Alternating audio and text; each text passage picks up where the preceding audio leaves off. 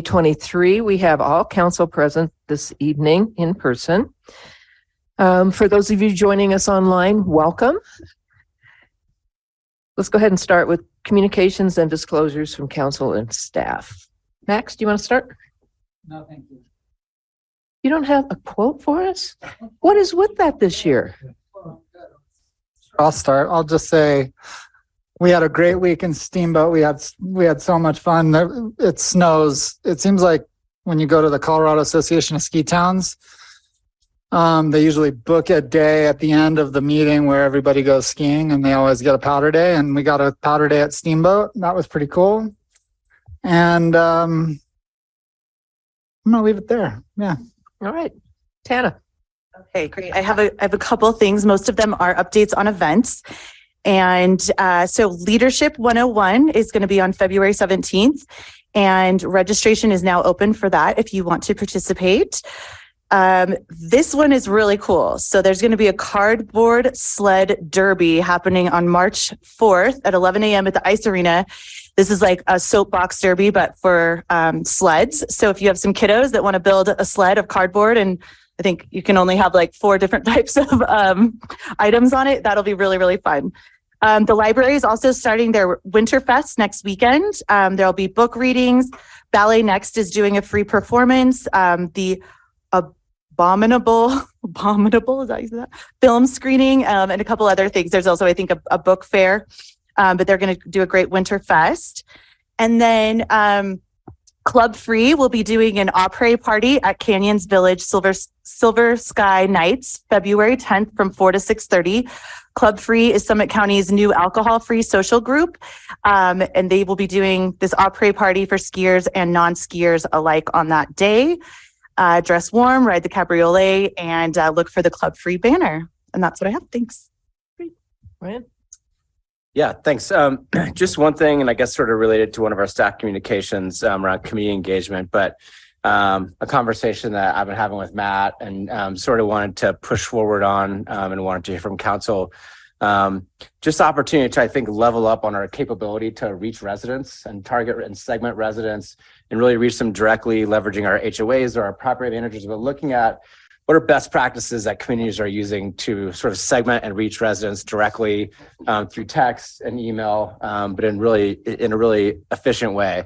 I think we've had some troubles with that, with snow and with trash, and we have information here and here and here, and pulling it all together and looking at really good ways to reach our residents. I'd like to ask for a chance to talk about that and just keep pushing forward a little bit. Council comfortable with that? Yes. Yep. Absolutely. Yep. Okay, great. Thank you. Becca.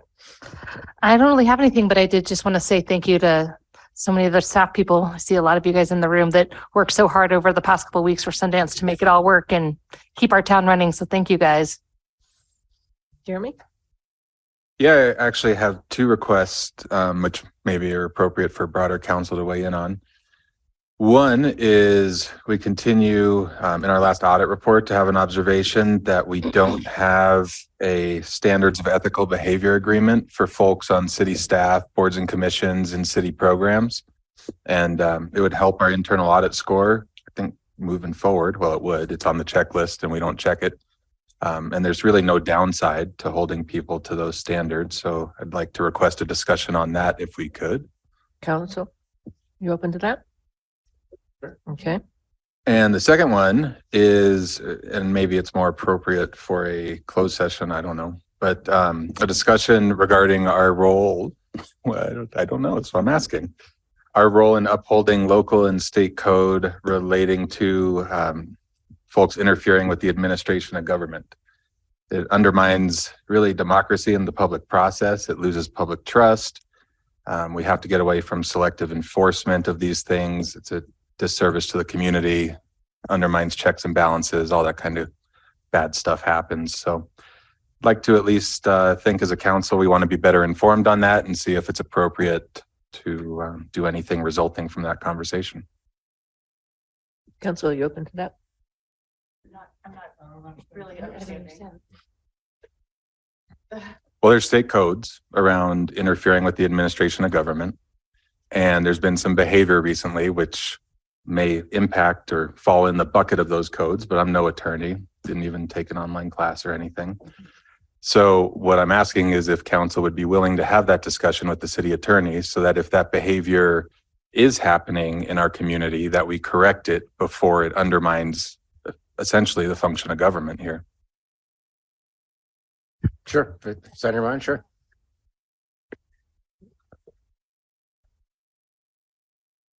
I guess I'm just, are you saying that we need to understand it? Like we're doing something wrong? I'm requesting a conversation with the attorney. No, not that council's doing anything wrong, just a conversation around the state codes and statutes and seeing Okay, if they okay. apply to any current situations. Okay. You fine with it? Okay. Okay. Thank you. All right. Well, we have a packed chambers. I don't know how many people we have joining us online, but we're going to move on with the meeting. And we have 3 staff communication reports in our packet. If you haven't had a chance to look at it and one of these areas is of interest to you, I encourage you to look at our packet on the website, parkcity.org. There's one on IT overview in response to decentralized versus centralized concept of IT. There is a community engagement 2022 fourth quarter update.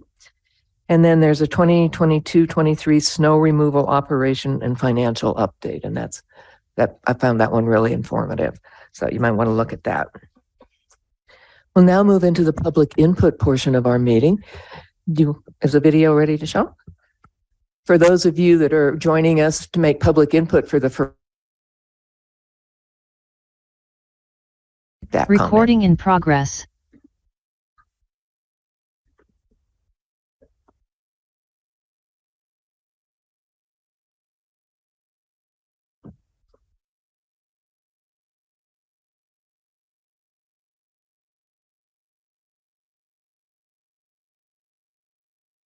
Welcome to Council Chambers. Happy Thursday. Come on in and let's make some public comment, shall we?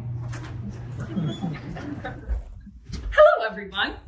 I'm Katrina, and I'm here today to talk to you about some things that you can do to make your public comment count here in City Council Chambers.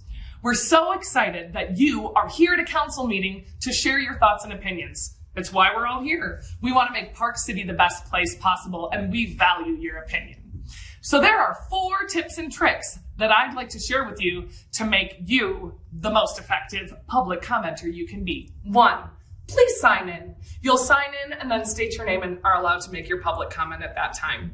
If you're online, make sure to just raise your hand, and once we call on you, state your name and get rolling. 2, stay on topic. 3, please be brief. The recommendation for a comment is 3 minutes or less. And number 4, be respectful. We expect these things in story time and here in the council chambers too. Also, if you're at home or out of town on vacation and you'd like to tune in and make public comment, make sure to join us on Zoom. You can raise your hand and make public comment digitally there. Our council is excellent at what they do, but they couldn't do what they do without their constituency. We value your opinion and your feedback, and that's what makes Park City so awesome, are locals like you telling us what they need and desire. If you'd like more information, please go to parkcity.org and click on the public meetings tabs. Looking forward to seeing you at Council Chambers. So we'll open the public input portion. Now, this portion of the meeting is for comments regarding anything that is not on tonight's agenda. If a Recording comment on in that as progress. it comes up.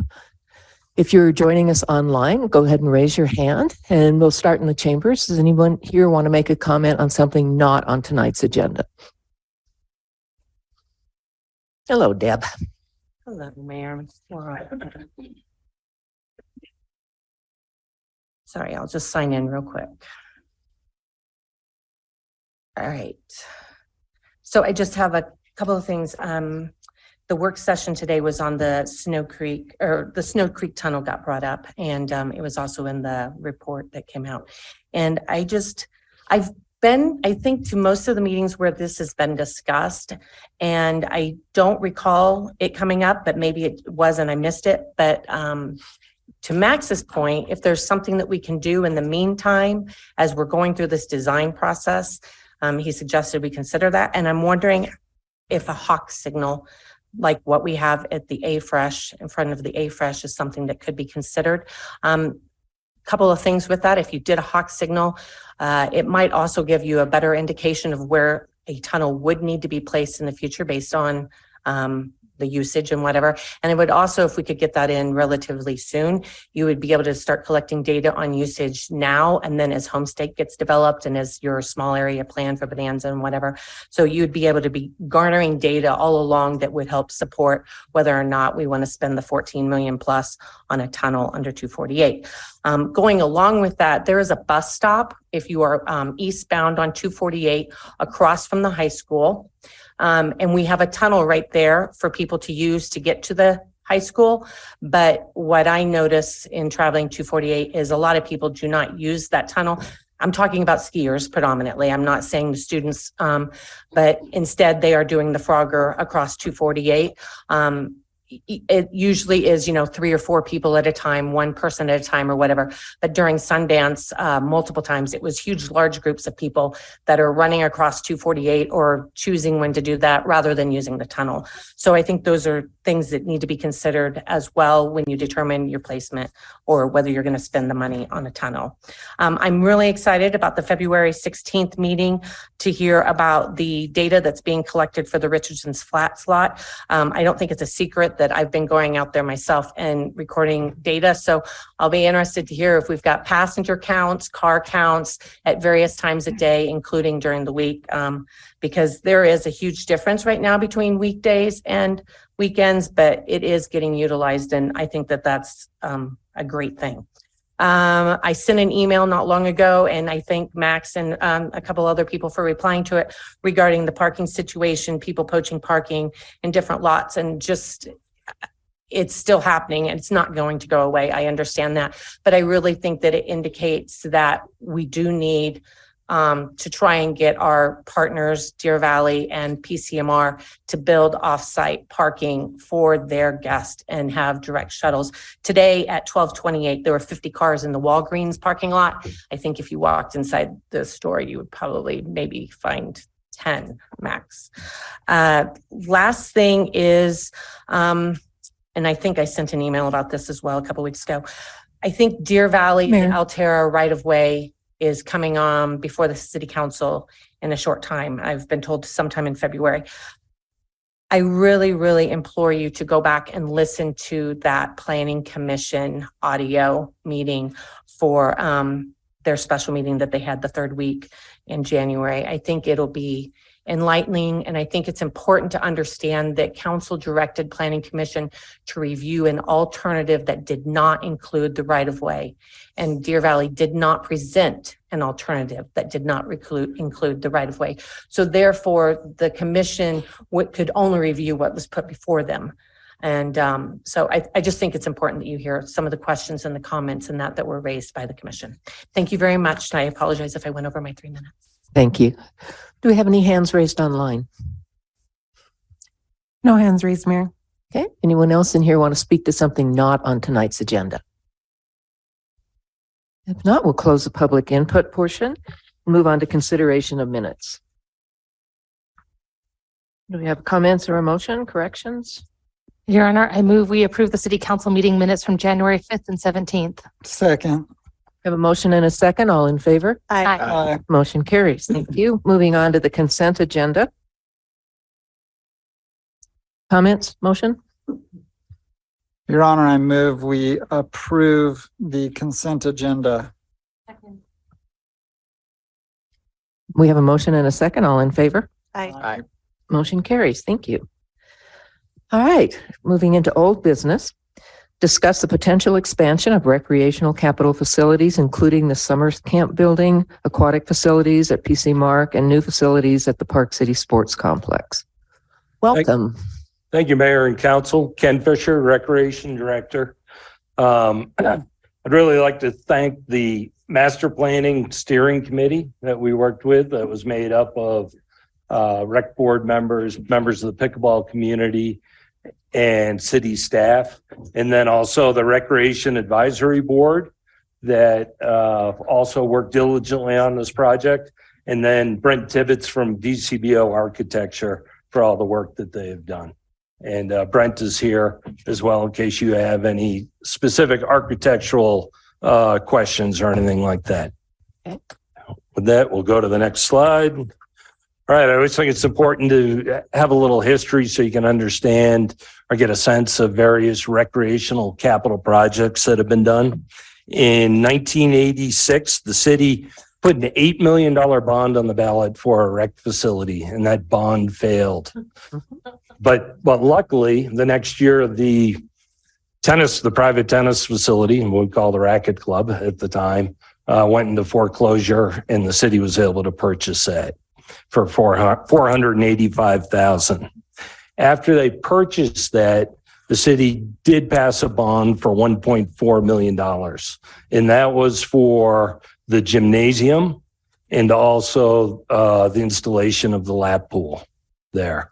And the interesting thing about why there was a gymnasium was originally basketball players said, hey, I want to take over a tennis court and we want to play basketball on there.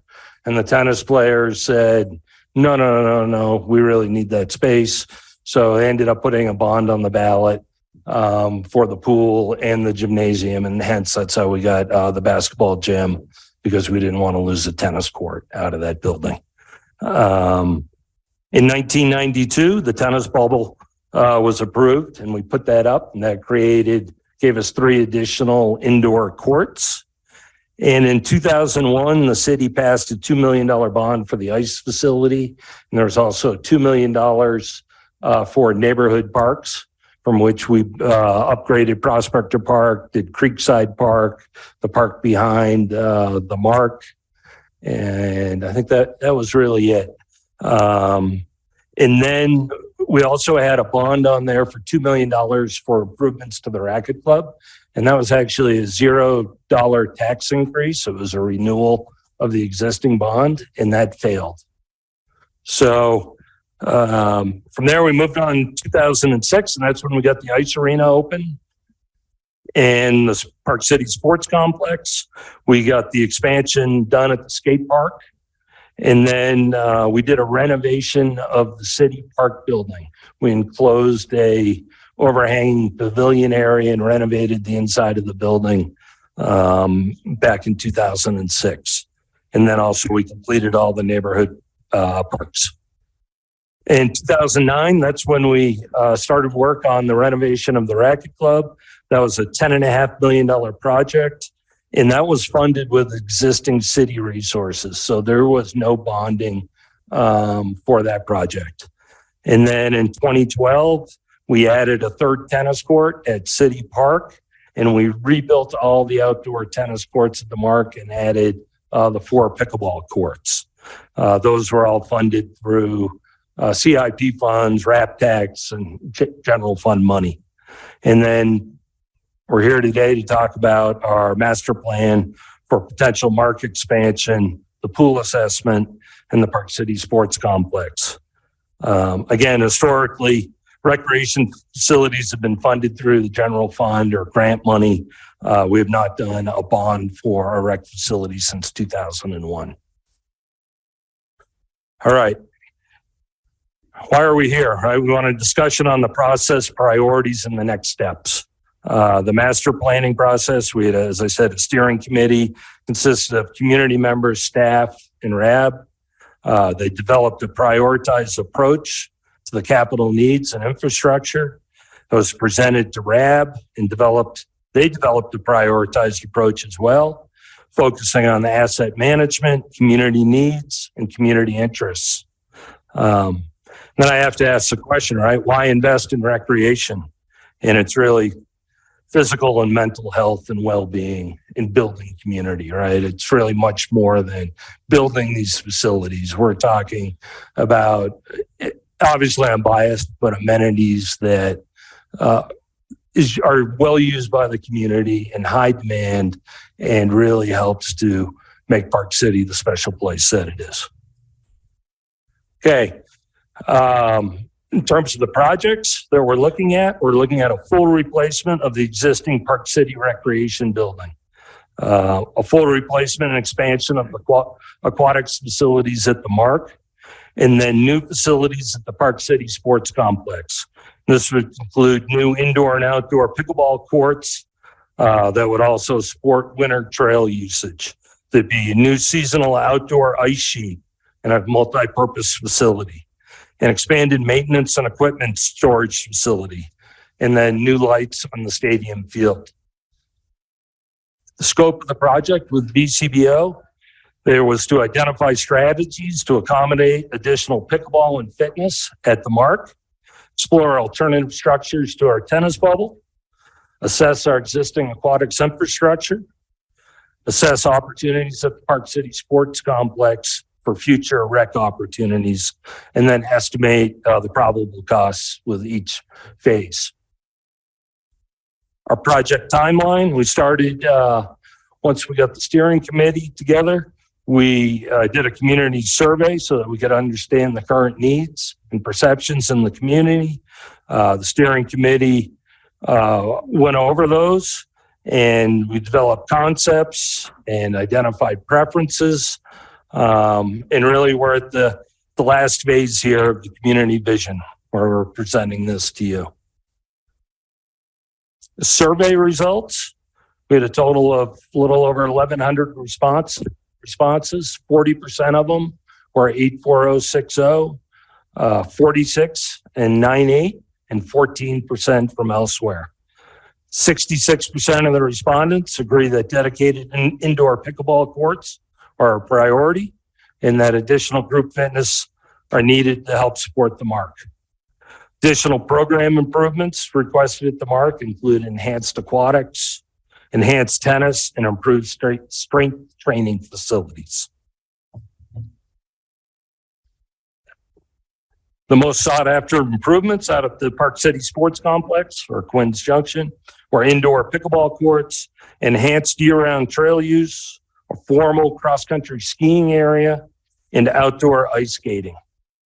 Additional improvements to the sports complex include a bike park, trailhead parking, sport field improvements, and a warming hut. But really, we see that warming hut as being built right into an indoor pickleball facility. So it has additional support facilities. The city park building was not part of the scope of the recreation master plan work. But as you know, in your mid-year strategic objectives, you had various recreation items to rank. And the one that came out the highest was to renovate the city park building. And that was followed by the aquatics at the Mark, followed by expansion at the Park City Sports Complex, and then expansion of the Mark for pickleball and fitness. And you can see those scores up there. And then when you look at these, we'll just go through these quickly as well. This is where they fall in across all the city's strategic objectives that were discussed at your mid-year retreat. And again, City Park was tied for second as one of the highest items. And then the renovation of the Mark's aquatics facilities. And then you'll just see where they fit in. The third one was Park City Sports Complex for pickleball, and then expansion of the Mark facility for pickleball and fitness. Okay, RAB supports Council's 3 top strategic objectives for recreation. A little bit different order for RAB. It's really the aquatics infrastructure. They see that as the first thing we should do. And really the reasoning I think for that is they saw that pool assessment report, and I don't think you guys had that information at your mid-year retreat. So replacement of aquatics. Then the second is the City Park Recreation Building. Then the third are improvements out to the Park City Sports Complex. Again, we're looking at focusing on our asset management, the support of our community needs, and then building new infrastructure.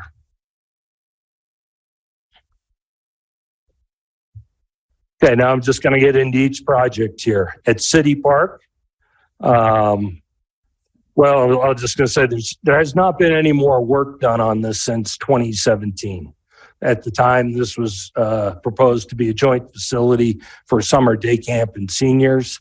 And since this was not part of the scope of the recreation master plan, but you guys brought it up at the mid-year retreat, we knew that this was an important component for you guys to look at and discuss. But the facility was built in the early 1980s. I actually believe it received a land and water conservation fund grant. We renovated, as I said, in 2006. The existing facility is about 4,000 square feet.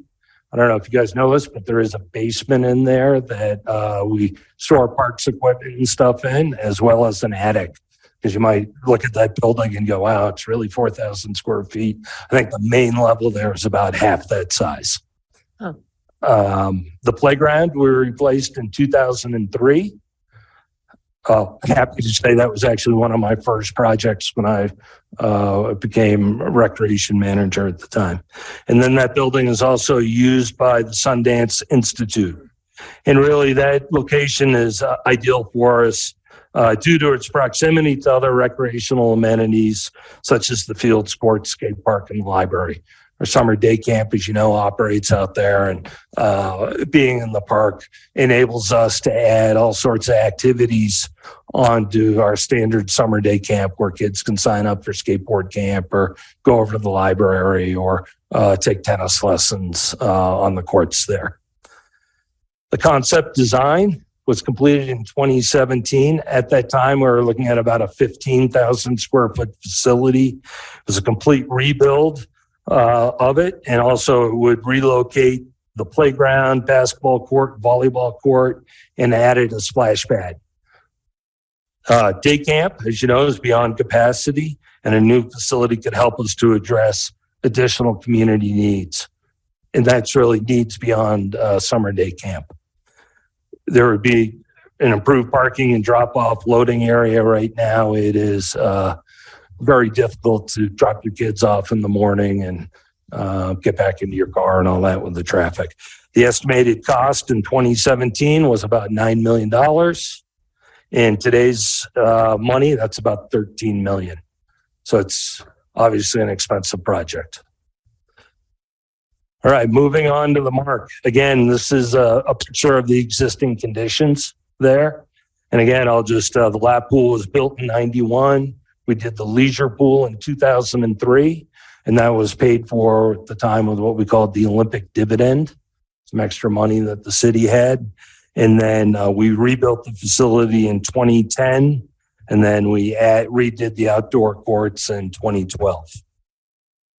In the survey, we had a question about the mark, about dedicated indoor pickleball courts and additional fitness and cardio equipment. And there's pretty strong agreement that this should be the priority. So the two sets of numbers that you see here, the one in red are residents of 84060, and the numbers in white are the cumulative numbers. So you can see it's very comparably scored across everyone. Okay, when we started talking about the mark, originally I was really focused on trying to get pickleball courts at the mark, because I thought, wow, this would, just help us operationally. We would have tennis and pickleball in one spot.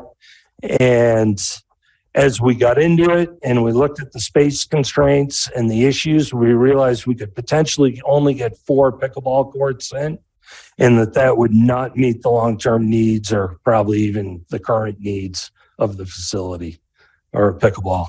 So the recommendation was that, and really we pivoted here and we started focusing on Quinn's and looking at what a standalone facility could look like out there. A new facility out there could be built in a location that would obviously reduce the impacts on residential neighborhoods. It would accommodate future growth, since we have significant piece of property, and it also creates an opportunity for regional public-private partnerships. Also at the Mark, we're to look at replacement of the bubble because of the environmental issues and the cost of putting it up and down and the lack of energy efficiencies. Again, when we looked at this and looked at putting a hard structure over those 3 tennis courts, it is right on the property line. And we quickly realized that building a permanent structure, we would have to seek several variances from the planning department, and it would be pretty impactful on those condos that are right there. So again, that would have cost about $4 million. And given the demand for these other facilities, we thought continuing on with the existing bubble, while not ideal, would be the best option at this time.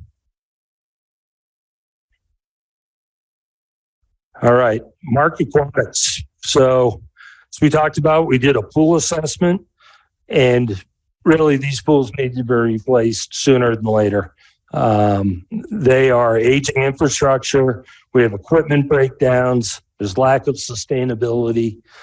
And, you know, our current leisure pool, we replaced a water feature in there. We've had issues with that, continue to have those. And at this summer, at this time, we're not really talking about getting that pool open until school's out at the middle of June. So there is additional work that needs to be done to that. It is really, the facilities are, I think, to the point where they're not meeting the city's standards of facilities. The committee recommends, and by the committee, I really mean the Recreation Advisory Board. We've talked about this extensively, and that is to combine the 2 pool bodies of water into one, build one body of water that would include lap lanes, play features, all the leisure pool amenities in one location. What that will do, it will cut down on the needs for mechanical systems. We can operate both pools on one mechanical system, as well as, importantly, it would cut down on the number of lifeguards that we would need. Operating 2 pools in 2 different locations increases the number of lifeguards. And you'll see what this looked like on the next picture here, the next slide, with our concept. So you see the pools there in front where the current leisure pool is. And I just want to reinforce with you that these are conceptual, right? These are blocks put on the paper. We don't know what play features or where there's 0 depth entry or anything like that. The square footage here is just a little bit bigger than our existing square footage between the pools.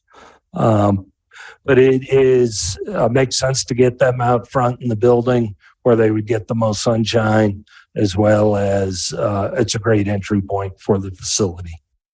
The nice thing also about relocating the pools to the front there is that we would be able to keep the lap pool operational while that work was being done, so that we would hopefully would not lose a summer of aquatics, so we'd be able to continue swim lessons and programming of aquatics.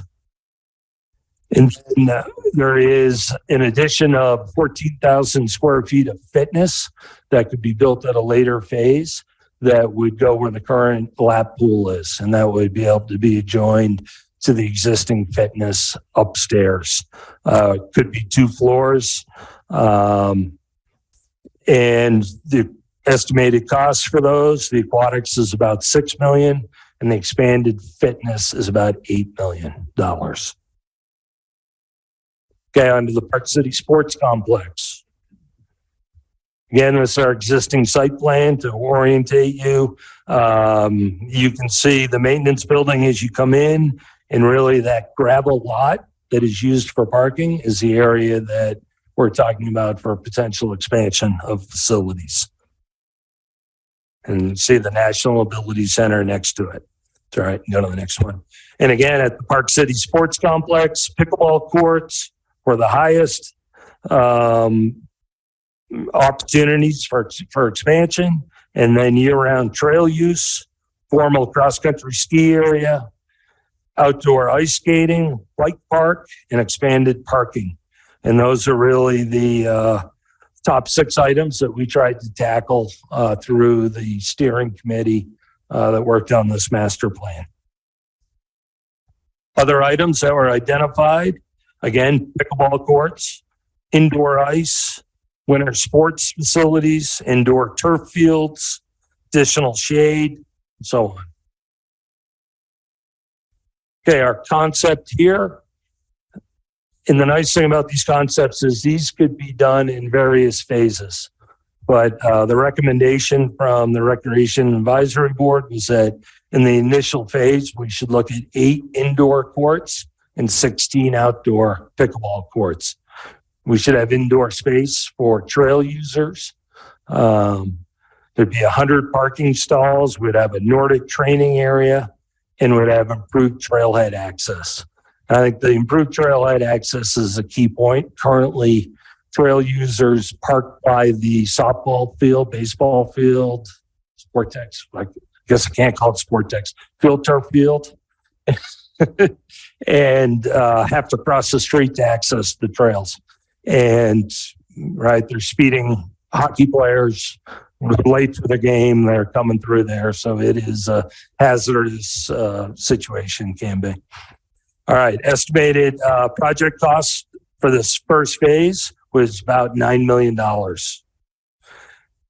of course, we can expand on this. And the nice thing is this could all be built potentially as an initial project as it would meet many of the community's needs.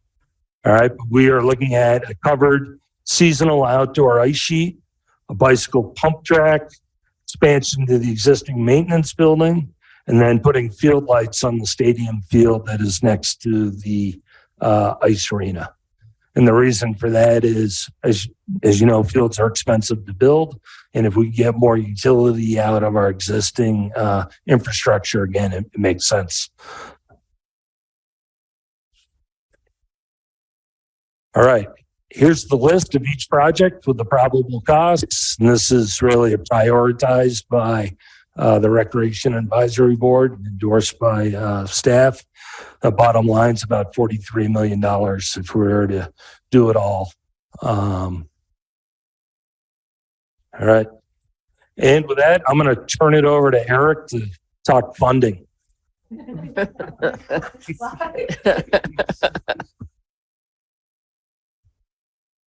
So in considering the project list, of course, the council could support the entire list of projects, or they could pick items off it a la carte.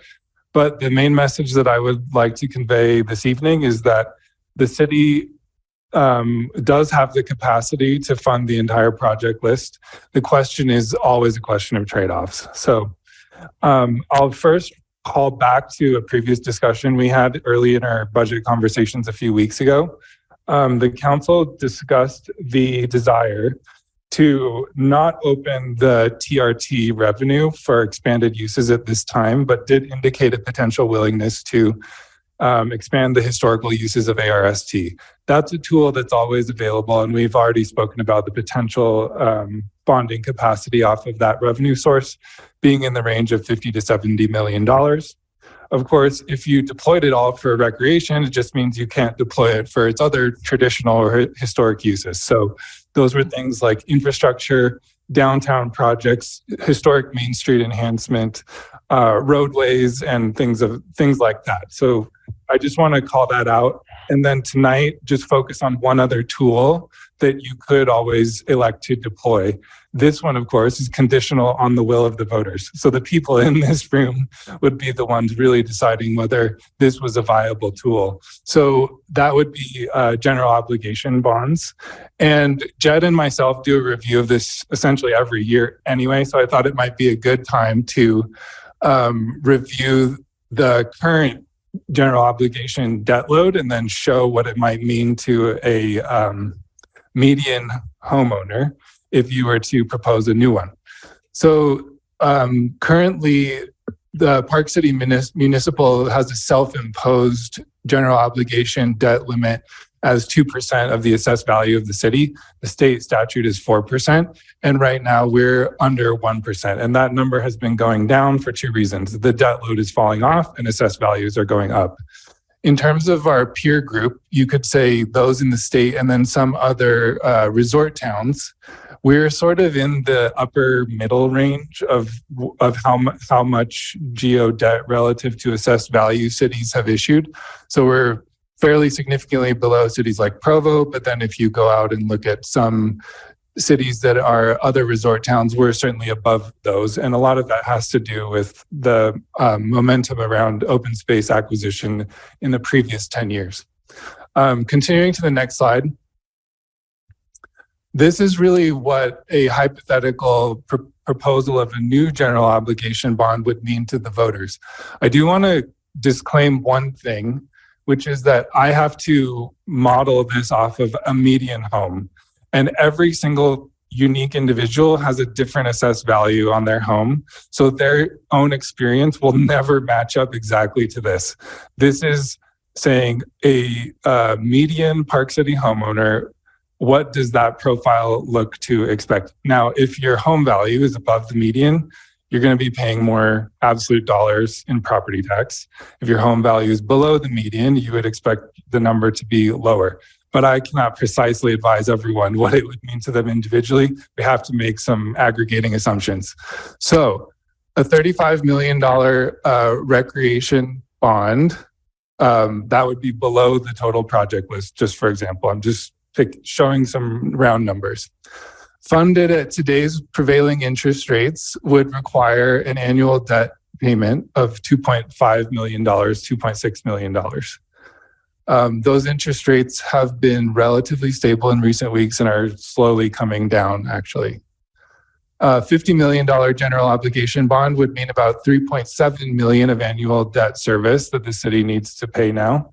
And the way that that transfers to a property tax rate is you actually just take your annual principal and interest payment and you divide that by the assessed value of the city, which is $14 billion. So you have an implied additional property tax rate of people call them mills, which I know sounds super confusing. It's fractions of a percent, but it would be a 24% or 35% higher rate than PCMC's existing rate. I also want to clarify, this is just speaking about PCMC, not your entire property tax bill that has multiple governmental entities involved. So what does that mean for the median single family primary home? Before we get into this last discussion, I did want to just remind the council about the composition of Park City's real estate market. 64% of the homes are non-primary homes. Those homes are taxed at 100% of their assessed value, and their assessed values are generally assessed below market, about 50% of the traded market value. Primary homeowners are assessed at 55% of the assessed value, so they get a discount, an embedded discount. And primary homeowners are about 30% of our real estate market, with the rest being commercial. So if we take a median single family primary home, they're, believe it or not, trading for about $3 million. The implied annual payment that median homeowner would have under these scenarios would be either $150 a year or $200 some odd dollars a year. That translates to $12 a month or $17 a month. The last thing I'll say is that means that the homeowner would be signing up to pay $12 a month or $17 a month for 20 years. That's the term of this, of what the proposed debt would be. I think I have a subsequent slide. Good. So I do want to, I know this previous slide was just an example of the impacts on the potential voter. I also do want to embed just a little bit of a financial review with our existing general obligation debt service. So you'll know that the 2013 bond is actually the walkability bond that we've talked about in the past. That is part of the budget for the Snow Creek Tunnel. And it's fairly important that we expend that money as efficiently as possible because we have been sitting on it since 2013. Subsequent to that, the rest of the bonds issued have been associated with open space acquisitions, and you can see the schedule of them right here. The final one will retire in FY35, which is actually, I mean, it seems like a big number. It's actually not that far away, you know. And the remaining, the average annual principal and interest I've shown here so people can have a sense of the relative size, and we just want to transparently make it easy for people to access this information. On the next slide, we just have a visualization of the historical geo debt schedule and then the existing and future one. So you'll see that the peak was in fiscal year 20. That was associated with a balloon payment that was on the 2009. And so that's really what pushed that up. It wasn't actually the open space acquisitions that happened in 2019. I mean, of course, more is more, but the structure of this graph is really being driven by the 2009 that was retiring in fiscal year 20. In addition to that, we've always taken the opportunity as rates went down to refund general obligation bonds that were in the call windows. Those usually happen after a 10-year period. And we've maximized the potential interest savings that we could achieve on the downslope of interest rates that rallied for 40 years. Now, of course, we've seen some change in that dynamic. And then subsequent to this slide, we have, this may be it. Yeah, the previous structure regarding sales tax revenue bonds. So I will not repeat this discussion unless there's any questions from the council on this. We covered it previously. All right, next one.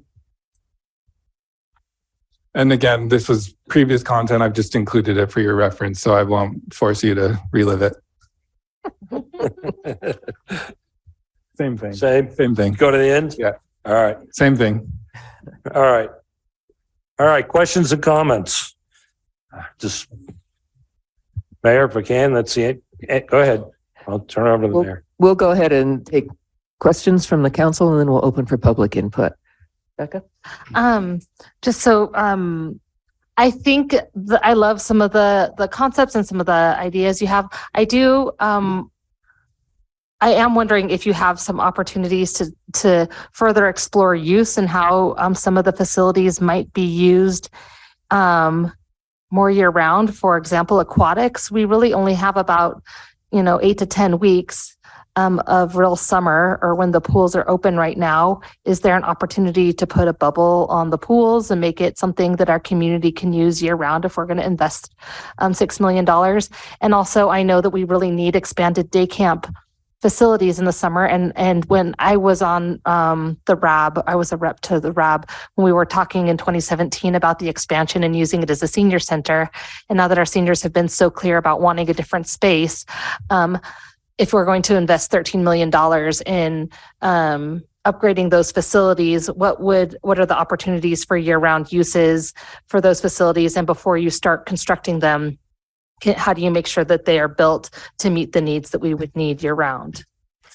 Yeah, Becca. So one of the things that we've thought about with the city park building is that it would, instead of a joint city summer camp and seniors, that maybe a portion of that building could be used for childcare.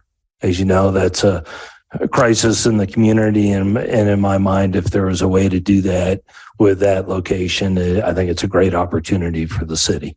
Yeah, and I would absolutely agree with that. I just want to make sure that before you start tying a cost to that, especially since some of those facilities are very specifically, they have to have very specific, dimensions and the way that they're created and constructed. It's not just an open space, and then also having a plan for how it would be used and how that would affect summer camp, because the other side of that is if you have a year-round childcare, then you can't do summer camp. Well, again, right, we're conceptual. Really, I think a component that we're looking for is try to take this to the next level so we can begin to flush out what those designs would look like in those spaces. I know when we worked on this with the senior center day camp, we had a pretty good design going, and by all means, right, we would want to make sure that we would be able to easily meet any state licensing requirements. Both our summer day camp is, I should say, our summer day camp is licensed by Utah State Child Care. And obviously, if the other half was a child care facility, that would be licensed as well. Jeremy? I thought I saw in here, and I can't find it right now. Wasn't there a list of stuff that like you have to do, and then there was a bunch of optional stuff? Didn't you have that broken out For the aquatics? for all of them? I don't know if I had that list, but certainly for the aquatics, we went through that report in great detail with our staff. Right.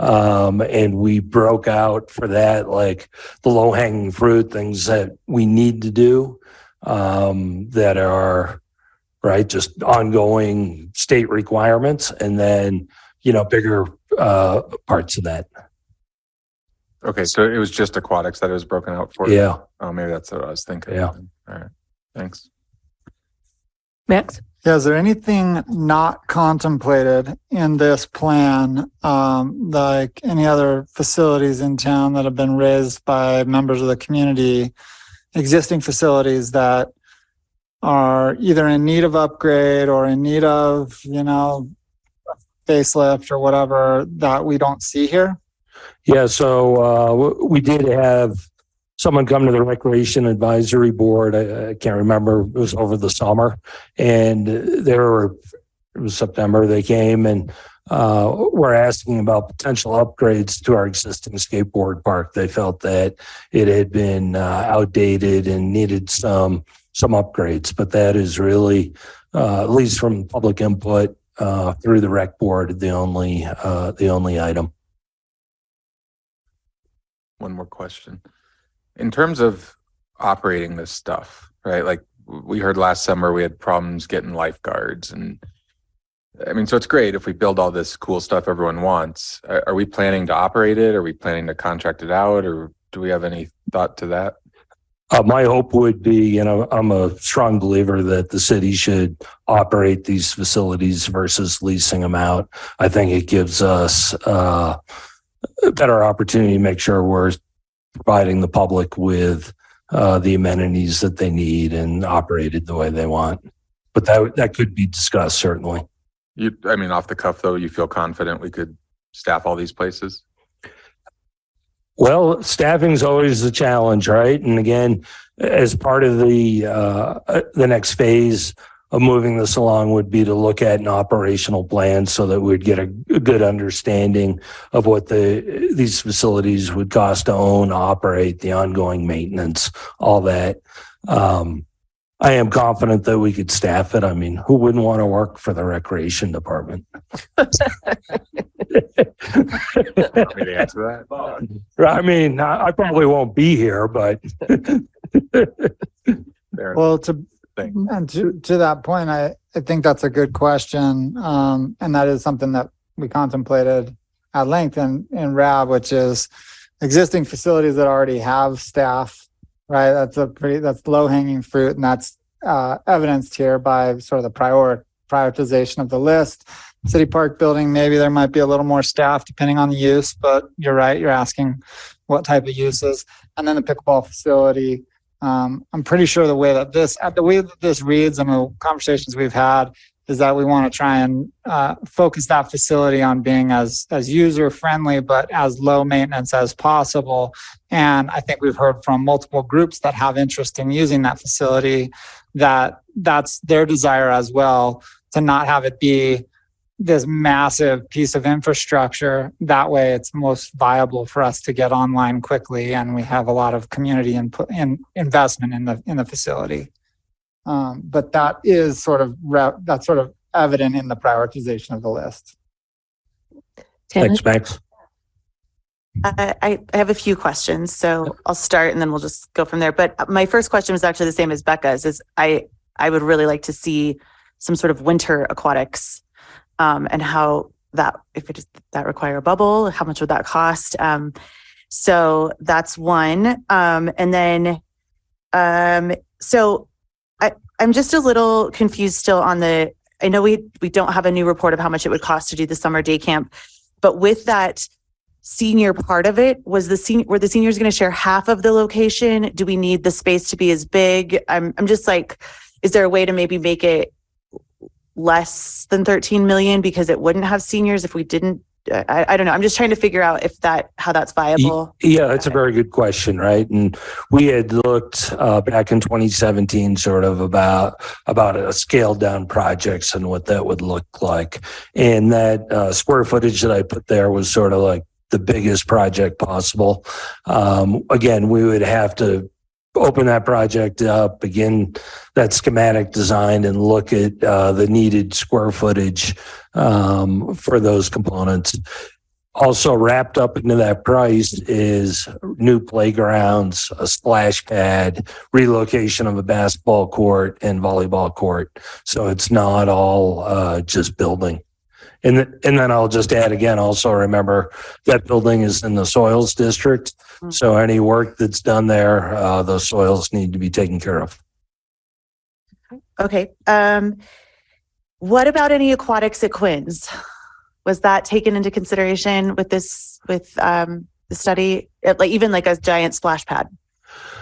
Certainly a splash pad is something we consider. We talked about, a playground out there, enhancing the playground. In the end, I think the steering committee was really focused on not trying to expand the scope and make a facility that's all things to everyone. Indoor or aquatics out there were not, discussed heavily. And some of that is, I believe that it did not score highly in terms of, the amenities for that area. Okay. Just a few more. Yeah. On page 4 of the staff report, you were talking about a new facility, and you would have pickleball communities supported. And I just want to make sure that you also, if we go forward with this and it does have a Nordic component, that you would have Nordic as well and not just pickleball. Yes. So you'd have somebody from the Nordic community as well. Okay. Okay. And then let's see, everyone's favorite. So actually going back to the part, we would redo the bathrooms. Well, that building would be leveled. So yeah. Leveled. Okay. Okay. But then how did it rank on doing like snack bar or a coffee shop at the Mark? And then you had mentioned like saunas and steam rooms, but they didn't have any percentage on there. So I just wondered if that's something that would be like a different phase. But I feel like we hear coffee shop and just snack bar a lot. I mean, when I was a kid, when we were kids, there was a restaurant in there that you would hang out at. Sneakers. Sneakers. And so I just wondered if that's been contemplated in this. It's something we always talk about. As you know, we had sneakers and it became the broken thumb and coaches. And having a restaurant and being responsible for that was a real challenge for us. To give you, I don't want to start, I might get the shakes here, but I think we charged coaches at the time about $2,000 a month rent for that space, and the city supported all that infrastructure, and they still couldn't make it go.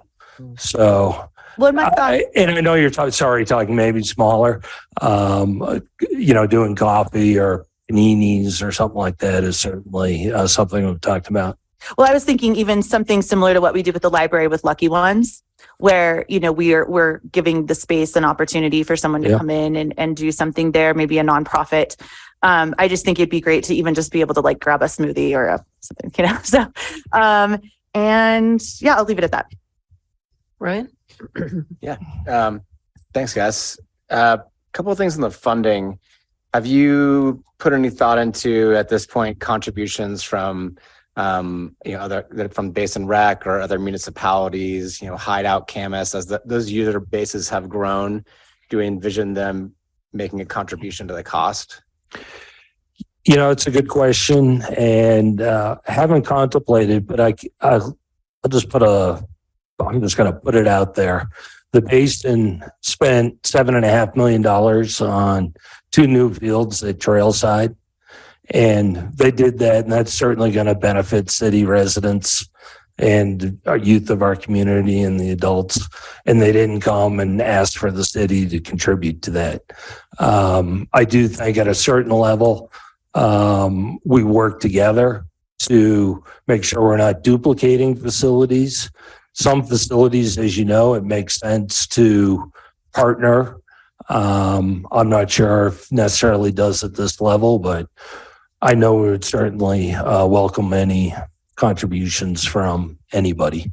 I mean, it's probably something to contemplate, especially I'm curious about how that, relationship is working with Basin Rec and Park City for recreation. We have a sense, I think it's working pretty well. But we hear from a lot of users that are outside Park City, outside the Basin, where we don't have that reciprocity and are advocating for more. And it would seem to be a place where maybe we could find some funding, something to contemplate. And then another on funding, looking back, I like the idea of geo bonds for projects like this. And looking back at that history, some of which I wasn't around for, we had geo bonds for rec that succeeded and failed. Some of them are pretty small. I mean, what are kind of the success factors where the community stood up and said, let's pass it or let's not pass it? What caused those things to sort of succeed and fail? Or is that possible to recap? Well, I can tell you that the $2 million bond for the racket club that failed was we thought it was going to pass, and at the 11th hour, a private health club owner did a very effective campaign against that, and it was narrowly defeated. I think times have changed. At the time, there was a lot of concern about competing between public and private. And given the fitness landscape, there are probably more private fitness boutique health clubs, facilities in this community now than certainly there ever was. And really, we don't hear that as an issue anymore. Cool. Yeah. I looked it up, and in 1986, that amount of 8 million would be 21.7 million now. So that was a lot of money for 1986. That's true. It's true. Okay, on the Quinn Sports Complex, if the community is looking at that sort of site plan, that graphic, has there been a lot of thought put into like what goes where, or is that just a real conceptual drawing? Here's all the stuff. Yeah, I would say it's conceptual. Certainly any components of that could be moved around. I did go out with the president of the pickleball club and met with the National Ability Center. Wanted to make sure that they were aware of this. They have concerns with the outdoor pickleball courts being on the side of their property because of the noise, and about half of their patrons suffer from PTSD. So they're concerned about that knock, knock, knock noise. So, I mean, again, right, that's something that we would certainly have to mitigate. And if those courts, if needed to be flipped with the building, we could do that, right? Again, at this point, we're just sort of showing what fits. Okay, that's what I thought. Great. And I wanted to touch on that NAC point. And also, I think taking into account, we've had a conversation about affordable housing with NAC in the background, and just making sure we're thinking about that with this site plan. Pump track is usage really high at that pump track at Creekside, where we think we need another one, or how seriously have you contemplated another pump track? I'll turn that one over to our plan. And I don't go on the pump track, so I truly don't know, but I just try to keep my kids off it. Yeah. So I think the key element here is, again, showing what could be placed on this site. That was a pretty low hanging fruit dollar amount, just in general terms. That being the case, it's a 16-acre parcel, and this was one of the things that scored high, or scored on that list. And so it's just showing that it could be placed there. If that's something where the community group decides is part of schematic design that it's not feasible right now because there is one at Creekside Park. The difference is they are in different geographic locations. So Creekside Park is also intended as part of the neighborhood parks plan, where that's a long ride if you live in Park City Heights or some other place to go ride at a pump track. So it's a small area for a smaller usage when it comes to bikes. Also with trail use at Round Valley, it is also a good entry level activity to get people comfortable there as well. So that's a very low hanging fruit item just based on cost. That makes sense. Yeah. Yeah. And then the outdoor ice sheet, I know we've had some good usage in City Park. Is that, I know we have a lot of demand for an ice sheet. Do we expect that the outdoor ice sheet is going to have a lot of uptake? Can we maintain the condition of the ice that our users expect? What's the general thought around the outdoor ice sheet? We have Amanda. Oh, we have Amanda. Amanda Angevin, Ice Arena General Manager. So the outdoor sheets at City Park are a new community treasure. People are using them. They're loving them. But we've noticed the variability of last season and this season. The amount of snow we've had this season is constant snow removal. Of the 3 sheets, 1 sheet is buried, and we're just trying to keep the walls and the snow off of the other 2, but there's nowhere else to put snow. And while this is, a fun amenity and it's getting used, it's not able to meet the needs we have of our clubs, of our leagues, of our classes. And that's because it's not covered and it's not refrigerated. We need a more reliable surface to be able to rent it to users, to program classes, to make sure those things can actually happen when we schedule them. And so this plan out at Quinn's includes a refrigerated outdoor sheet that is covered. And then, potentially in the off season, it wouldn't be refrigerated, it wouldn't be ice, but it would be a large shade. It could be shaded pickleball. It could be shaded splash pad. It could be just a shaded place where people can go in the neighborhood to cool off on a cool cement pad. So, it could be roller hockey. There's all kinds of different things we could do with it. Yeah. Yeah, that makes sense. Okay, good. And then the permanent structure over the current bubble, like back to the mark, the objections that you talked about from neighbors that would get in trying to do that, is that primarily just around view obstruction, or what are the impacts? Yeah, we didn't reach out to the neighbors from that end, but the property line is very close. So we would need, an encroachment agreement, I think with the master plan development that was approved, we need a 25-foot setback, and we're right at that 25 foot. And then if you think of a big wall that's high enough for tennis, it would be very impactful to them. Yeah, I think you're right about that. Okay, that's it. Thanks. Actually, a couple more, if I may. Okay. So to build on that one a bit, I mean, to me, when I read that, I was like, this makes sense. We don't want to drive more traffic into that neighborhood there. We don't want to impact the parking situation. Was there any thought put to like a satellite gym location out at the sports complex? Again, right? I mean, we're trying to not get this mission creep of just make it bigger and bigger. But certainly if there was, we know there's demand, right, for it. So as we get into that next level, if we said, hey, we want, 1,200 or 2,000, whatever the size is for gym space, we could do that. I know Amanda has a demand for it from the Ice Arena users, and that would certainly be closer for them to get to than coming to the mark. And then what about in terms of the cost? Because we have the expense side of this. I mean, could we talk a little more maybe about the expected revenue side of it? Like, is there a model here that we can say, generally this stuff's a 10-year payback or 20-year or never? Yeah, so I think generally the way the city has looked at recreation projects is we don't try to get our capital back, our investment, and we're more concerned about the daily operation and, you know, our cost recovery. Recreation as a whole for everything we do, not including golf or the ice arena. We try to get 70% cost recovery. The past couple of years, we've been about 85%. And that has been a subsidy of a little over $500,000. I think that pickleball, if we were to get heavily into the pickleball business, my expectation is that it would do at least as well as tennis.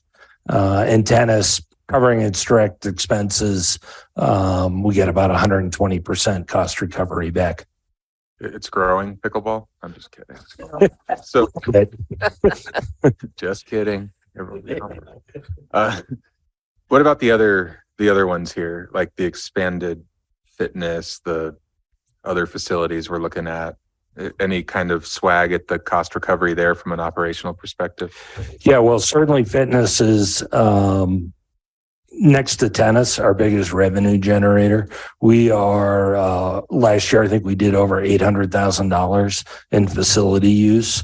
So certainly, you know, if you're talking about square footage and the number of people that can use it and all that, fitness is it's the highest use that we have by far. That's why most people come to the facility. Okay, thanks. Jeremy, I would also just like to highlight, and when we talk cost recovery, the national average sits well below 40%. So just to put it into perspective that, you know, we are looking to price this appropriately to make sure that people are getting the use and also being able to help with just that general fund need. And we'd probably continue our programs around fee reductions and all that, right? I mean, Correct. Okay. Thanks. I'm a believer in user fees. Seriously, I am. I believe. We're not questioning you. I think we'll move into the public input portion of this. Obviously, from the crowd here that we have in the chambers, it looks like there's a lot of interest in this. The council has heard loud and clear numerous times from the pickleball community that you have a desire for more court time at the Mark. That is not what the focus of this conversation is tonight, and I would ask that you keep your comments narrowed to the discussion item that's in the agenda. We have some young athletes here with us tonight that I understand have homework and an early wake-up time tomorrow. So I'd like to invite them to come up first for the public comment. And Jasmine, we do have a 3-minute limit for comments, and so I'm going to ask you to be our timer tonight. So if you want to come up to the podium right here, there's a little sheet there that you can sign in on. This one? Yeah, just put your name.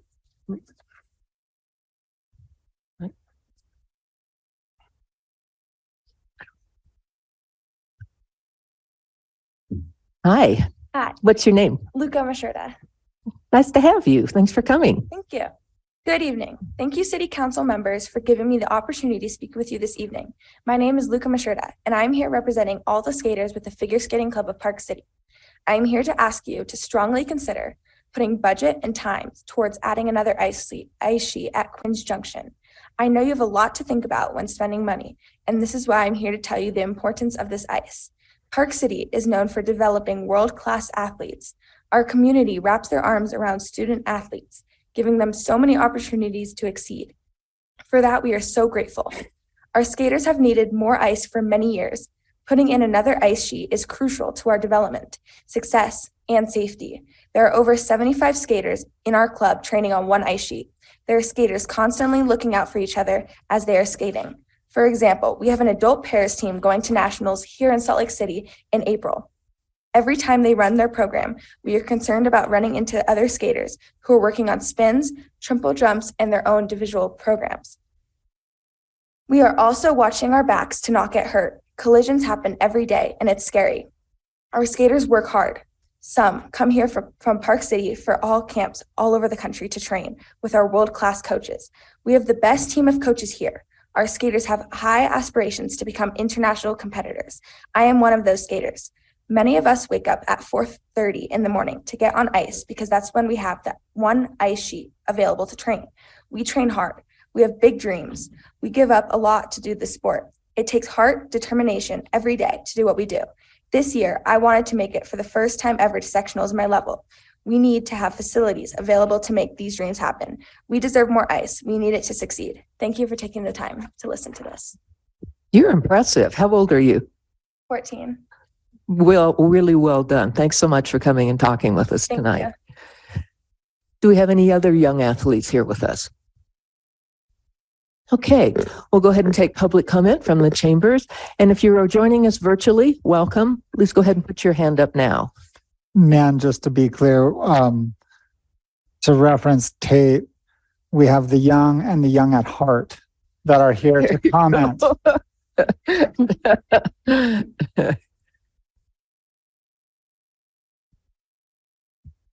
Hello. Hello. We don't have homework to do tonight. I'm sorry. There you go. Last time I was up here, I think I held up a picture of a cold $9 hot dog. You did. Did you bring another photo tonight? No, Okay. I have my jersey on. That's all. So I'm Michael Kaplan, and Shelley virtually is with me. Shelley, we're talking about the ice rink. Shelley has, I believe, one son or two sons playing hockey. Three. Three sons, okay. Wow. And she plays on the women's team, and she plays in the senior rookie leagues that I play with. And you. And okay. But none of you have a slap shot like Shelley. Shelley's slap shot is so about 20 years ago, I sat on the Park City Ice Rink Committee.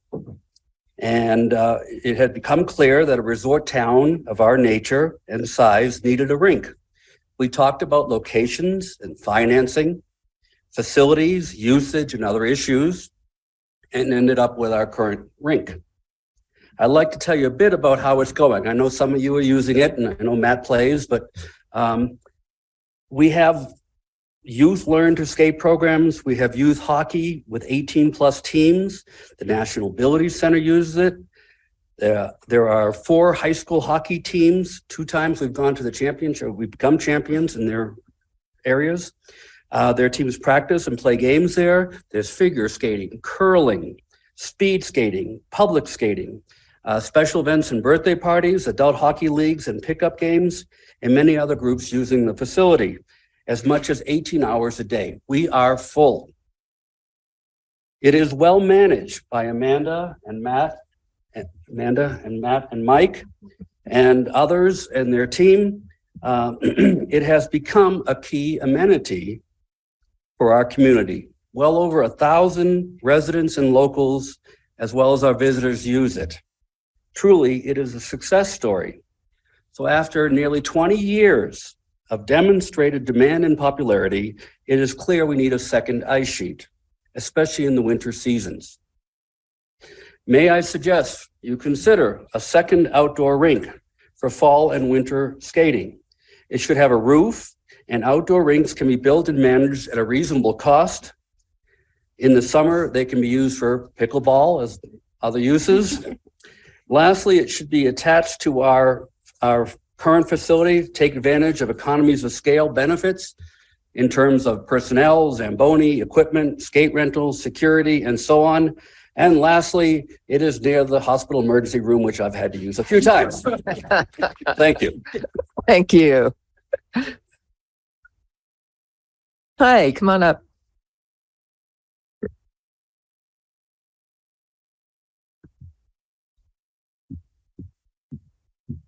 Hello. Hi. My name is Tracy Meyer. I'm the Program and Education Director at the National Ability Center. Thank you to the Recreation Advisory Board and to the Council for your time and thoughtful review. For the past 20 years, I have had the pleasure of working for our participants and families at the National Ability Center. And I come to you today from a place of advocacy. We love recreation and its benefits. Ken, you talked about that, and I think we all hopefully understand that, and even more so for people with disabilities. It truly is life-changing. And for the record, our newest program is pickleball. So we love pickleball. We run that in our indoor facility, our hub it's an indoor aspect on our 26-acre ranch. And this program has been fun, just as it is for everyone else in this room. It's inclusive, lifelong, accessible here and everywhere, which is what we believe is important for people with disabilities. Reviewing the potential new Park City Sports Complex out at Quinn's Junction It's exciting. A pump track, the ice arena, I agree. We need those, and people with disabilities would benefit from that as well, from in addition to our community. Serving the largest minority group in our country and the only demographic that everyone in this room can join, having a disability, we believe there is a right to recreation and its benefits. And there's not enough of it, to be honest with you. Since 1996, our land was donated to us, and we have really focused on creating an environment that supports and empowers all people. Over 4,000 people visit us every year. 30% of those are those that have served our country, and another 30% are those who have cognitive disabilities. We see the benefits of some added complex out there. Free transportation closer to our facility would be a huge benefit. A huge barrier for people with disabilities is transportation and more resources. But we have a few areas for consideration, which I heard still in development phases. So we're excited to hear that. Safety for our bikers and walkers. Our bikers on lower bikes, our community bikers and walkers currently use the driveway there to access Rand Valley and back to the rail trail. With this increase in potential traffic, what will be done to foster the safety for all of those users? Has accessibility been part of this design? Remember, a demographic we can all join. More bathrooms, definitely needed. The trail entrance, the Nordic learning area, a pump track, has adaptive equipment and people with disabilities been considered as users? Have the other community user groups also been considered that utilize this area? Our bike events, our trail running events, our local equestrian trail users. How will we support them through this new development? Noise concerns. Do you know that people stay for days, weeks, and even months at our lodge located directly behind this new complex? Some have not left their homes for years. Our facility is a place of refuge and support. High decibel repetitive sounds can have adverse effects on majority of our populations and our horses. Have other possible locations been considered? And could the indoor space be built maybe a little bit bigger to provide that year-round recreation that I'm hearing, or changing the design and concept? I'm going to ask that you wind up your 3 minutes. Of Sure thing. Thank you. I'm passionate about I can see that. It's wonderful. So a sound study, buffering, let's talk about that together. Ultimately, we at the National Ability Center want to support and partner like we've done with so many other organizations to make sure that our entire community has a voice and an impact in this planning, and that we hope you'll adapt so that everyone can benefit from this growth and new development and recreation. And we look forward to working together with you. Thank you for coming up. We'll take one more comment here in the chambers and then we'll move to online. So if you are joining us virtually, please go ahead and put your hand up.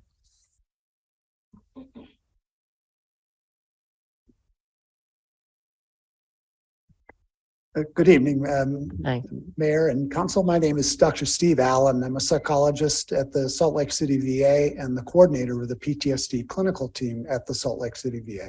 I'm here at the request of the National Ability Center to comment on the potential location of the pickleball court close to the National Ability Center Lodge. So the comments that I make today are my own comments, my own professional opinion. They don't represent the Salt Lake City VA. They don't represent the federal government. I want to have to say that to be clear. So the National Ability Center has been a partner with the VA for many years. That the VA has provided several grants over the years for the National Ability Center to provide services for veterans, typically disabled veterans, and has been a really wonderful partner for us in providing those services. Currently, we extensively use equine-assisted therapy at the National Ability Center, and we also have held over the years a number of intensive accelerated PTSD treatment programs at the National Ability Center, where veterans and their families have stayed in the dorms close by where the proposed pickleball center or pickleball courts are located. If you know, you may know some things about PTSD, but one of the characteristics of PTSD is that people with PTSD are very sensitive to threat. And for instance, people that have been deployed to Iraq may see garbage alongside the road, and other people just pass that by. If you've been in Iraq, that's a potential site for a bomb, and you're sensitive to those kind of assessments, and you shape your life that way. Another sensitivity that people have with veterans that have with PTSD is about noise. And so particularly repetitive, unexpected, disturbing noises are bothersome, very bothersome to people with PTSD. I'm concerned about the potential location of the pickleball courts for exacerbating that, being disruptive to the veterans that are typically staying very close by what appears to be the pickleball courts there. So I'm all in favor of recreation, the National Ability Center. It's a wonderful resource. The recommendations of the Recreation Advisory Board here are quite impressive. I'm in favor of recreation, but I would ask really to consider veterans and respect their service to our country in looking at the location of these pickleball courts relative to their place at the National Ability Center. Thank you very much. Thank you so much. All right, let's move online. Do we have any hands raised? Yes, we do. We have 4 so far. Mish White, if you could please unmute your speaker. Hi, Michi. Hello there. Thank you for this great discussion and for the investigation you've done thus far. We received the donation of land 27 years ago, and over the years, and I was there then, and over the years, the campus has grown to become a world-class facility. We've built an amazing, peaceful campus that serves our participants. We have a lodge that hosts over 50 people on the east side of our property, which is very close to our property line and the proposed pickleball courts. We have thousands of participants, particularly veterans with PTSD, that stay there each year. While I support the indoor courts, the noise of the outdoor courts will have a negative impact on our ability to serve our participants. This is not the right location for the outdoor courts. Please do not destroy the ambience and peaceful nature of our haven for people with disabilities. Please do not compromise our golden gem. Thank you very much. Thank you for joining us. I have another hand up. Yes, Ed Persian. Hello, Ed. Hello, Mayor. How are you today? I'm well, thank you. That's good. Good to see you all, Council. Thanks for bringing this up. This is Ed Parisian. I live in Old Town, and I am the current chairperson of the RAB board. Sadly, I term out in July after 7 years. But I just want to say quickly that in that time, the RAB has grown into a really solid 9-member board with varying backgrounds, interests, and life situations, and RAB has put a lot of work in towards this master plan. So kudos to all of them. As for the prioritization of the capital project, I think the top 3 here, the aquatics, the city park, rec building, and the sports center improvements, in any order you choose, align closely with the council's vision as expressed in the latest retreat, re maintaining existing facilities alongside building new facilities. So we've kind of tried to combine all that together. Specifically on each option, I'll be quick here. I think the aquatics is a no-brainer as these facilities need to be maintained. And at this point in their lifespan, we seem to be throwing good money after bad with all the repairs and maintenance coming up. So the opportunity to make the pools more environmentally friendly is a nice bonus on top of this. So I think we're pretty unanimous that that's just something that needs to be done. For the rec building, I was on that subcommittee back in 2017, and I know we put in a lot of work designing a really nice rec center, senior center building. Alas, that didn't come to fruition, and the seniors are moving elsewhere, but the need for that rec building still exists. And now it's been 6 years and it exists probably a little more than it did back then. So that, I think, is a good choice. And also I was on the subcommittee for the sports complex expansion as a representative of the RAB. And I can tell you, we put in a lot of work pouring over different options. And as the plan was presented and discussed by the full RAB, it developed into the plan presented here today. So I think with the addition of the Nordic, the bike facilities, the parking, the improved trail access, and potentially an outdoor rink, it's would be a great community asset that checks off a lot of boxes. And I just want to add that we did consider, and these plans aren't firm, as Ken said, we did fully consider any impact on the NAC, and we fully appreciate and appreciate where they're coming from. And we talked at length about that. So we do appreciate that, but we've been shown that there's some technology out there that could possibly mitigate some of the noise impact as far as being there and if you move them, whatnot. But just want to say that Rob does appreciate the NAC concern. So thanks, you guys. Always love these discussions, and I look forward to seeing what becomes of this. Thanks for joining us tonight, Ed. You bet. Thank you. We're going to move back to public comment in chambers. For those of you joining us virtually, keep your hands up. We'll come back to you.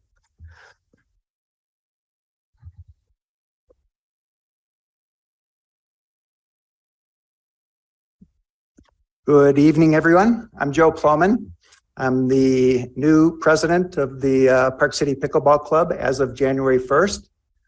A little shout out to our departing president, Greg Leitsky, who's run the club for the last 3 years, and him amongst a few others grew it to what it is today, a 1,300 member strong organization. So thanks for that work, Greg. Thanks to the mayor and the city council for this opportunity to speak tonight. During the past year, I had the chance to represent the club with Elaine Murray, who's here, on the committee that Ken has discussed, that studied the pickleball complex as well as the recreation master plan. My thanks to Ken, Tate, their teams for being inclusive in the process. The committee, in my view, was a model for having all the constituents at the table, bringing their unique perspective. Beyond the pickleball view, we had Nordic skiing input, trails, playing fields, Amanda from the ice arena, and of course, married up with the REB members. So, a very inclusive, comprehensive group. All of this supplemented by VCBO, an outside specialist in municipal recreation design. So the result, in my view, was very thorough, a well thought out plan that had been driven by the voice of the community.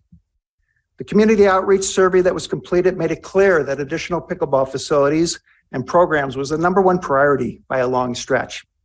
Notwithstanding the priority for pickleball, I was pleased that the result contemplated enhancements into the Nordic ski area, trail access, the biking pump track, and of course, the longer range vision of a new ice sheet. This is not just a pickleball plan, but an overall improvement to the recreation opportunities in Park City. To demonstrate support from the club, previously I submitted a petition that had over 500 signatures of the club demonstrating how strong support and how much the members of the club care about this plan. A few comments relative to the demand for indoor pickleball facility. I won't bore you with a lot of things that you've already heard, but has been well documented, pickleball is growing exponentially, and it's clear that this will continue for the foreseeable future. As you know, municipalities across Utah and the country are racing to build facilities to meet the demand of their residents. To be frank, as a community, Park City has fallen behind.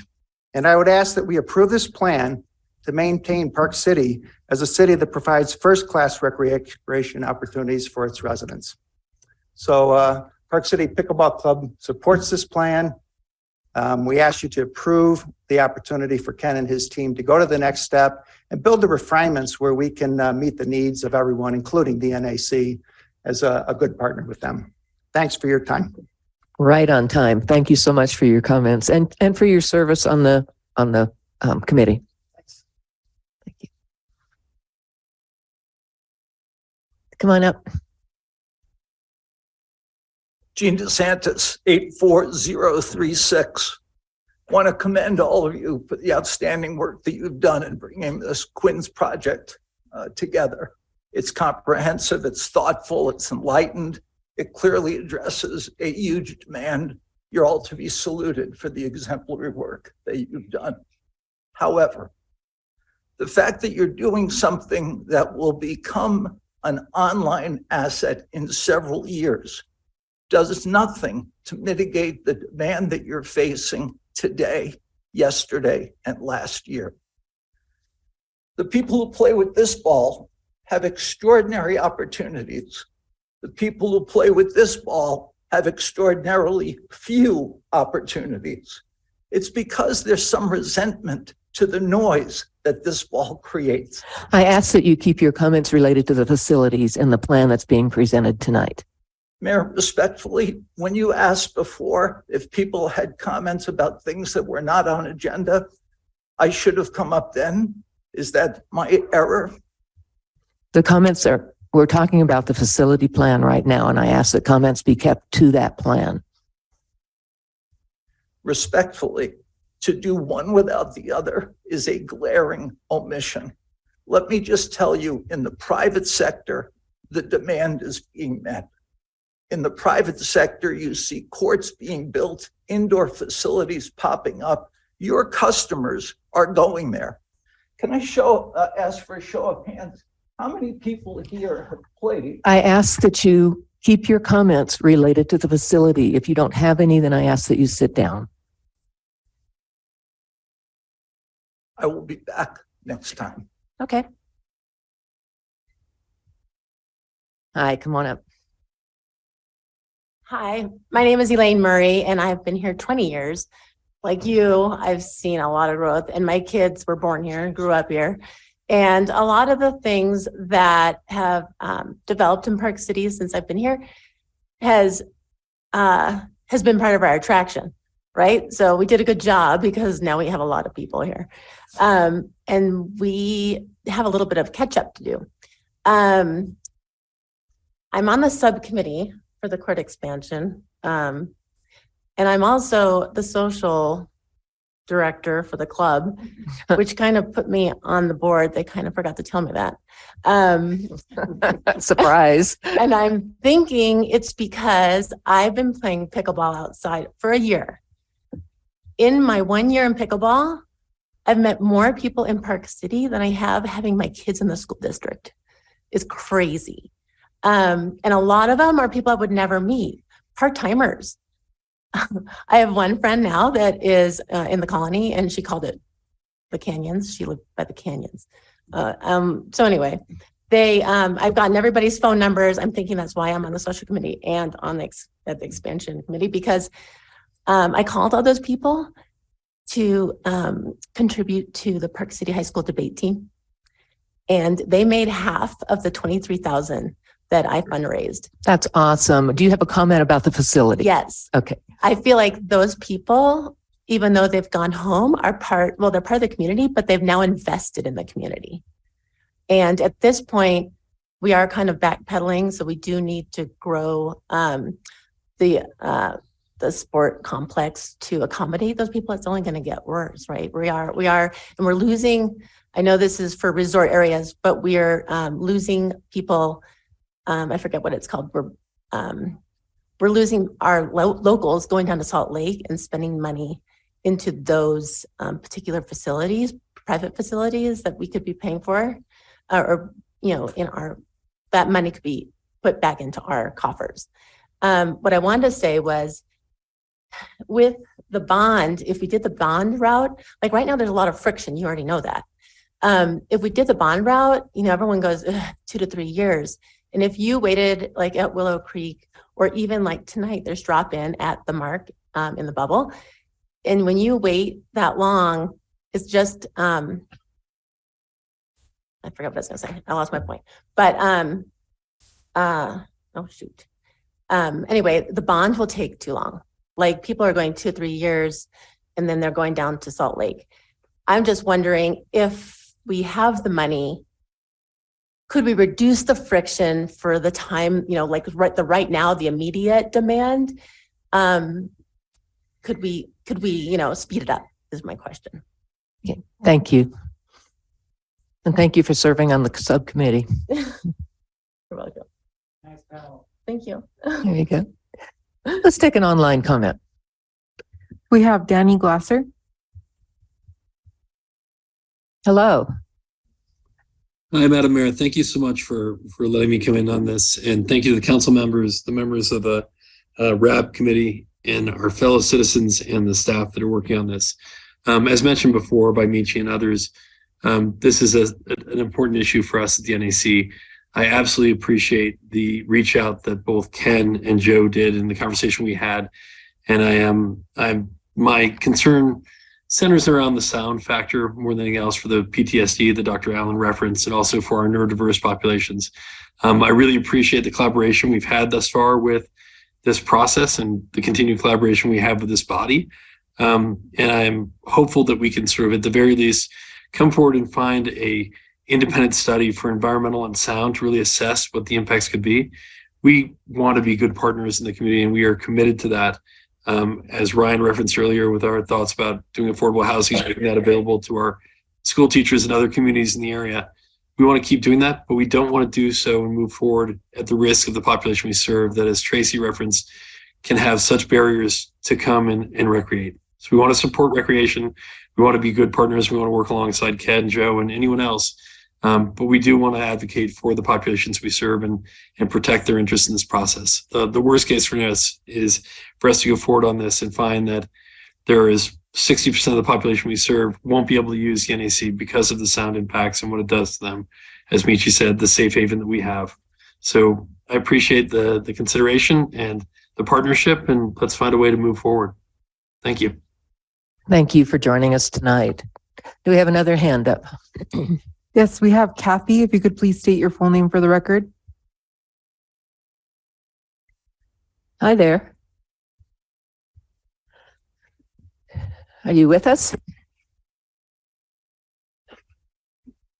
Can you hear me? Can you We hear can me? now. Thank you. Thank you. First of all, thank you very much for even inviting us to even discuss this pickleball complex. I am one of the starters of pickleball in Park City. I'm your ambassador. I'm also a certified adaptive sports specialist. I've worked and volunteered at the NAC. I love the NAC. I respect them. I believe it's one of the best programs probably in the United States of America.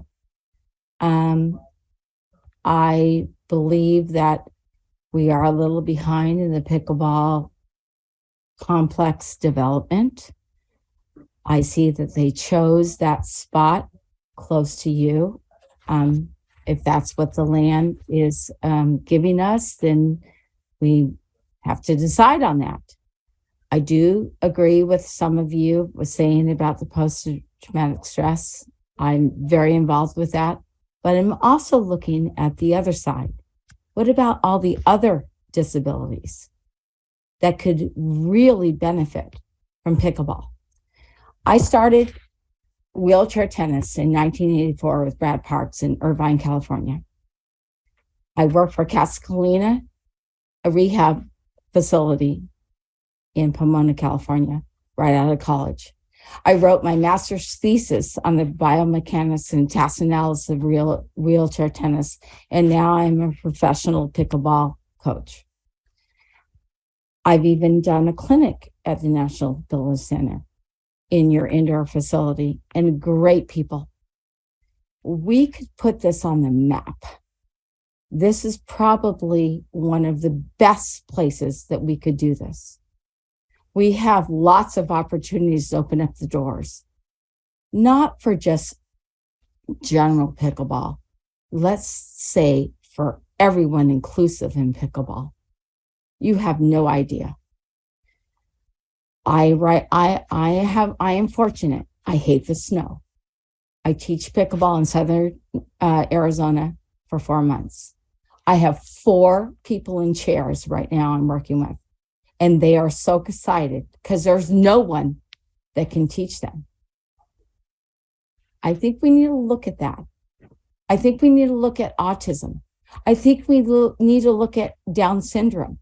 I think we need to look at other kind of disabilities that we could get them on the court.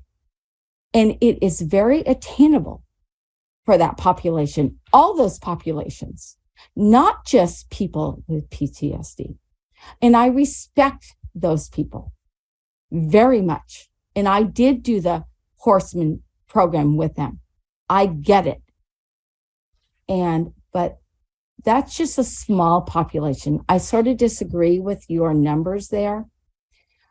Maybe I'm going to have to ask you to wrap up. Your time limit is up. Okay. My time limit is up. But I think we need this project. I think it's important. I think it'll put Park City on the map. And I will be volunteering my time 100% if we provide this opportunity for our community in Park City. Okay. Thank you so much for joining us tonight. Why don't we move back to Chambers? Hi, come on up.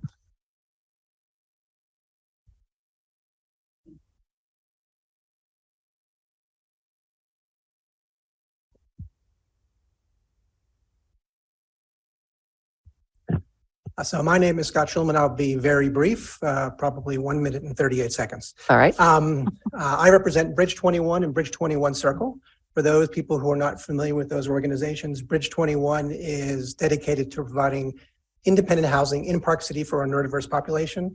And Bridge 21 Circle is the support group for parents and caregivers with children and young adults with neurodiversities, autism, and developmental delay.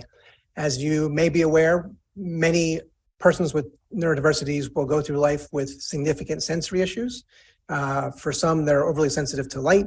For others, they're overly sensitive to touch. And for many, they are very sensitive to sound, loud sounds, sudden sounds, and repeated sounds.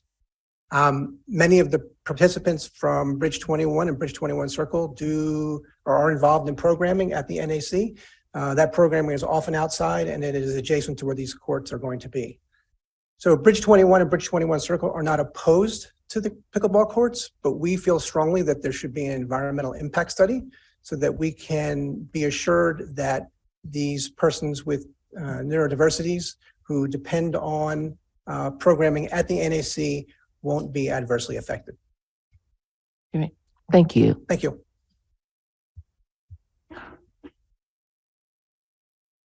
Hi. Hey, Larry Cohen, 84060. They say if you don't speak up, you won't get heard. I moved here 15 years ago, so I'm halfway to being a resident.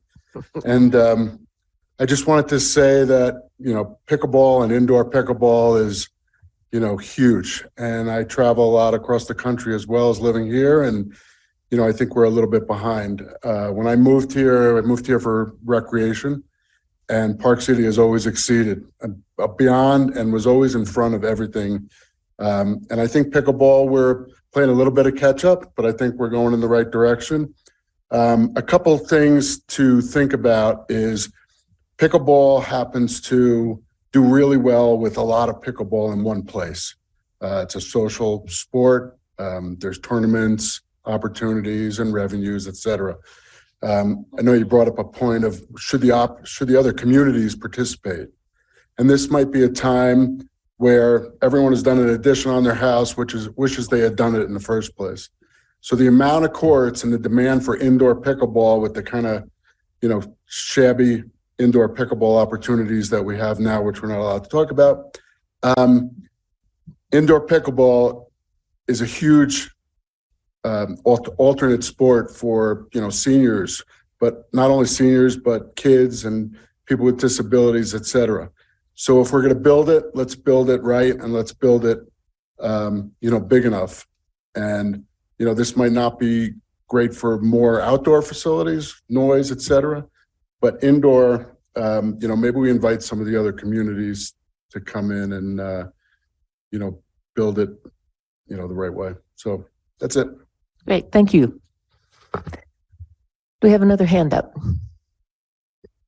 We do. We have Ian Hartley.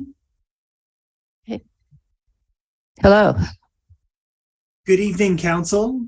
Thanks for hearing me this evening and being there to do what you do and support the needs of the community. I'm here to speak in support of trails and open space. I work for Mountain Trails Foundation, and as caretakers of the land, we are eager to contribute to this discussion, particularly as it relates to the Quinns facility. The rec department has a long and proud history of providing community amenities that provide us with healthy lifestyles and fun. We certainly appreciate the efforts of all those people like Ken Fisher who have made and continue to make these resources available. Focusing on the Quinns facility is especially important to appreciate the existing function of the area. Even in its current state as an undeveloped lot, the parcel is a proven product that hosts mountain bike and running races for all ages. Although it may seem like wasted space, it is not. The snowcat and equipment we use for grooming traverses this area daily. If this was built tomorrow in its proposed state, we wouldn't be able to groom Round Valley, as we couldn't drive the cat or snowmobiles through the proposed parking lots. Sustaining open space and their functionality is essential, and we are experts in that arena. I would point to the budget and our combined investments as a community in preserving open space as a priority. I would ask that this facility is built with the foresight to accommodate changing recreational needs and the proven product that is free access to public trails. Thank you so much for the time this evening and for your efforts. Thanks for joining us tonight. We have another hand up. Yes, we have two more. Liz Steven. Hi there. Hi, can you guys hear me? We can. Great. Thanks for hosting the meeting. I am speaking on behalf of the cross country. I'm the coach of the Park City ski and snowboard team, one of the many coaches. And I'm just speaking on behalf of we would love to have an inclusion of a warming facility of some kind. We have a lot of trails in town and we're so lucky for that. And we have very few spaces that we can get small kids warm when we're having our practices and or just have a meeting space where kids can wait for their parents to pick them up, or we can have like a little small gathering place before we head out on the trails. And just wanted to speak on behalf of that and let you know that we are in support of that, as well as all the many other awesome facilities that you seem to be wanting to enrich the community with. More is better for us. And yeah, thanks for all you're doing. Thank you for joining us tonight. We'll move back into chambers. Come on up.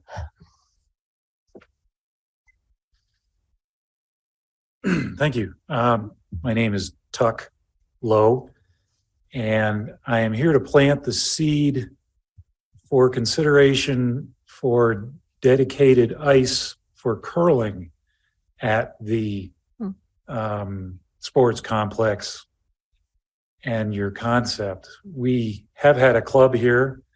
It was formed in about 2008. There are currently 50 of us.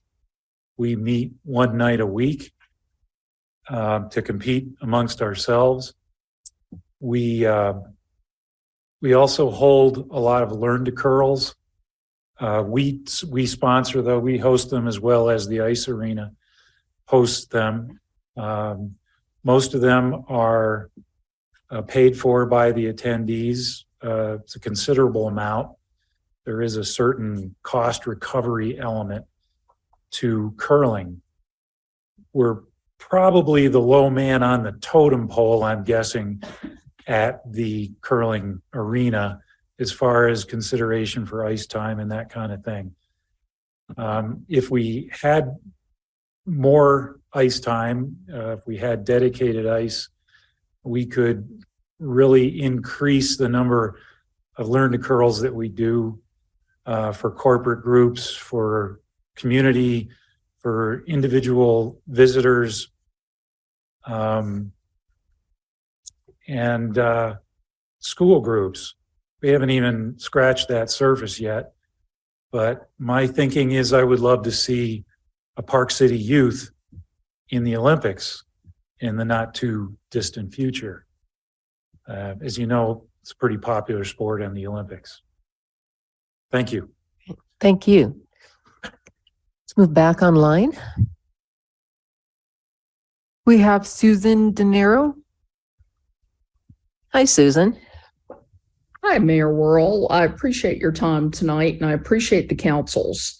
I know you guys have spent a lot of time on pickleball and you're probably overwhelmed with it, with all the attention.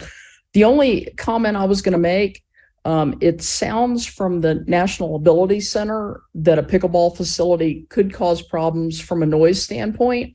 And I just wanted to throw out an idea that Tana and Becca had mentioned about a year-round aquatics facility. I sometimes play pickleball out at South Summit, which is in Camas. They have a really exceptional indoor aquatics facility. And I'm wondering, I just want to throw the idea out there that perhaps we build a really nice indoor aquatics center at Quinn's Junction, and we put the indoor pickleball courts at the Mark. But again, just an idea to throw out there. Perhaps the noise level would be less, and it would be very advantageous for the aquatics community with a world-class facility in Quinn's Junction, and then have the Mark as a fitness and racket facility, public facility. And that's all I really wanted to comment on, other than I really do appreciate your time. I know this has been very time consuming for each and every one of you. And again, I appreciate your public service. Take care. Thank you, Susan. I appreciate you thinking outside the box. Do we have any more comments from inside the chambers?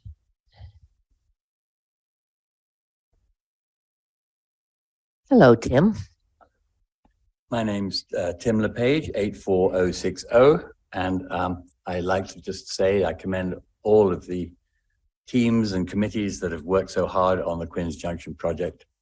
I hope that we can attain some technological ability to achieve it and work with the NAC. I think that it must be possible, and I would urge you all to go ahead and vote for the next stage with the Quinn's Junction complex. And I would like to also say that today's funding is probably tomorrow's funding. And Ken mentioned that he's a great supporter of user fees, and I figure I propose that if we can get the maximization, which I know we're not allowed to talk about, the maximization use of the available indoor bubble courts, we can increase revenue substantially for the Mark, perhaps build a fund towards the future funding that we're going to need by bond or other methods. Thank you, and congratulations to you all for making this far. Thank you. Any more hands up online? Yes, Mayor, we have Emma Gerard. Hello, Emma. Hi, can you hear me? This is Emma. We can. Hi, thank you for all you do and for listening in. I am part of the RAB advisory board and the steering committee and it was a true honor to work on these projects. I also want to speak in behalf of Park City Ski and Snowboard. And we've had a lot of support just in the last 24 hours supporting indoor space for trail users at the trailhead. We started a petition yesterday, and we had 279 people sign it in support of a warming hut that you see at many other Nordic centers in the country. And I think it would be a great asset to our community. We identify as being a ski town, and what I've learned through the last couple of years of doing my job is a lot of kids in our community get their first opportunity to get on skis, on cross-country skis. It's a lower or easier access in terms of cost to get on cross-country skis, and we've had great success at this location getting kids from the Latinx community on skis for the first time. So I want to just enhance those opportunities there. It does get super windy at Round Valley, so just being able to get out of the wind, or like on Tuesday, we had to cancel a practice because it was too cold. We didn't have somewhere to go warm up inside. So this would allow us to have more consistent practices, having that warming hut and just a place where trail users can meet each other and socialize and fill up a water bottle, change if they need to, things like that. So thank you. Thank you very much for your time. And we're super excited about all the recreation opportunities and enhancements that are coming in Park City.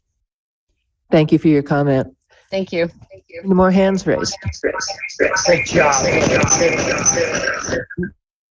Goodness. No more hands, Mayor. No more hands raised? No.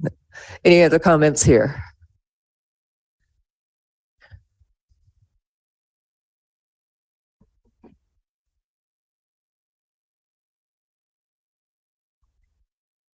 Hello. Hi, I'm Lita Hoffman, and I live at 84060. And I just want to say thank you because it's been a long time since I sat in a council meeting, and that was very thorough and enlightening. And I really respect and appreciate all the work that went into that. My comments will be really quick. I just know that Park City, when we moved here about 12 years ago, it's known for its recreational world-class opportunities. Pickleball is one of the fastest growing sports in the country or even the world. I've had amazing opportunities to pack my pickleball paddle, my gear, and play all over the United States and even in other countries. And I have to say that Park City does have a little bit of catching up to do in this arena. And I would just love to see Park City provide these opportunities of a world-class pickleball facility. And I think that we've taken a big positive, huge step toward that tonight. And I appreciate that. And I just want to say I support it. And I thank you all. And I hope we can all be good neighbors with the NAC and what the community here would also like to see. So thank you very much and appreciate it. Thank you for hanging in there with us tonight. Last chance. Any more comments? No more hands raised, Mayor. Okay, great. With that, we're going to close the public input portion of this. Council, I'm going to go down the line here and I ask that you address each of those three questions up there. Max, you want to start? Sure, I'll happily start. I don't think it's any secret to this group that my initial level of support is extremely high. I've been a part of the RAB board. I've been the liaison there for the last year and a half, 2 years, and really proud of the board that we've built there. I think we have a diversity of perspectives and we have respectful conversation every first Tuesday of every month. And it's been a pleasure to be a part of. So my level of support is extremely high. I think that Park City is a recreation hub for every resident here from the earliest of ages, 6 months old, they're up on the ski resort on their parents' backs, to the young and the young at heart, as Tate likes to put it. So I'm really thankful that we had a really respectful meeting here tonight where everybody was able to voice their opinions. And I think we actually have come away with some pretty clever ideas for potentially how to all work together. And that's really encouraging considering some of the discourse that we've seen in this community over the last couple of years. This is a perfect example of how to do things in the old Park City way, where we all kind of try and figure it out so that everybody gets what they need. So my level of support is extremely high. My initial thoughts on funding mechanisms are multifaceted. I think our existing infrastructure needs to be addressed soon. It seems to me that some of these things could happen hand in hand. When folks talk about how far behind we are on a pickleball facility, we visited one in Steamboat this week, and they're maybe a little further along than us. They are privately funded, right? They have zero public funds going into that facility. This is a diametrically different ask right now. So just trying to put that in the right buckets, right? We're asking the public to step up and fund this versus privately funded facilities. I don't believe this city has ever stood in the way of a pickleball facility or a pickleball proposal by a privately funded entity. I think we would probably get behind that, but we haven't seen one. So, and there are many barriers to that. That's fully well understood. Does council agree with the priority is a renovation of the Mark Aquatics facilities? Yeah. I think our priorities are pretty clear. If we didn't have aquatics facilities, this room would be filled with parents and kids needing to learn how to swim. That's a life safety issue, in my opinion. So aquatics are a primary piece of what we offer. Some interesting ideas, I think, came up tonight in terms of how to get along with the NAC, and maybe there's some operational impacts there and stuff, but it was originally the Racket Club, and it could potentially be again. I don't know, but we have not addressed that at RAB. That's a brand new idea, but I think it's worth vetting a little bit. And I think that this community is ready to step up and commit to spending some money on recreation. The way I see this plan is we're addressing pretty much everybody in the community, from our youngest members, 0 to 5 years old, with childcare at City Park.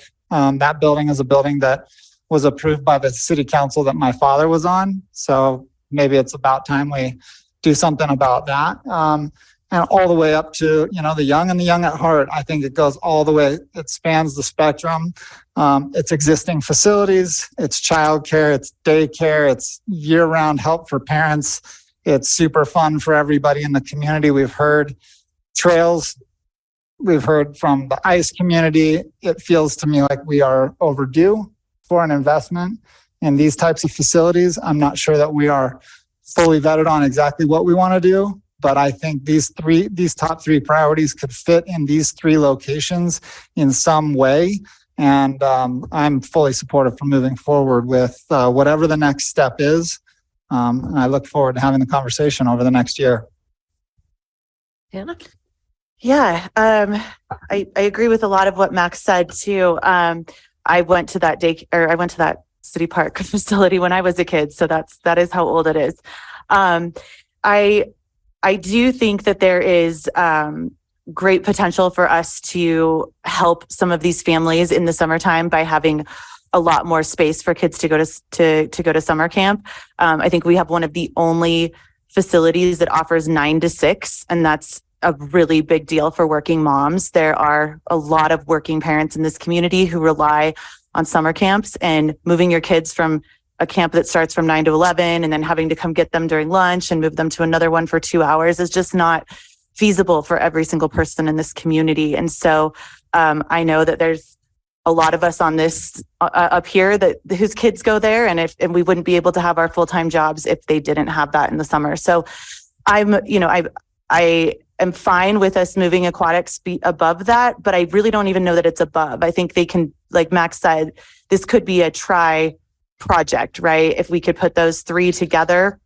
However, I am not in favor of us using all of our ARST money. I don't think that the community who has been reliant on that is even aware that we're having a conversation about not using it for infrastructure or downtown improvement projects. So I would want to have a way bigger conversation about using the full ARST money before going forward with that. And let's see, I think that answers it, right? Those three. Ryan? Ditto Max on support but like a triple asterisk on the NAC concerns. Like, that's really important to me. And it's one of those things that can just kind of go through as a project. We'll fix it.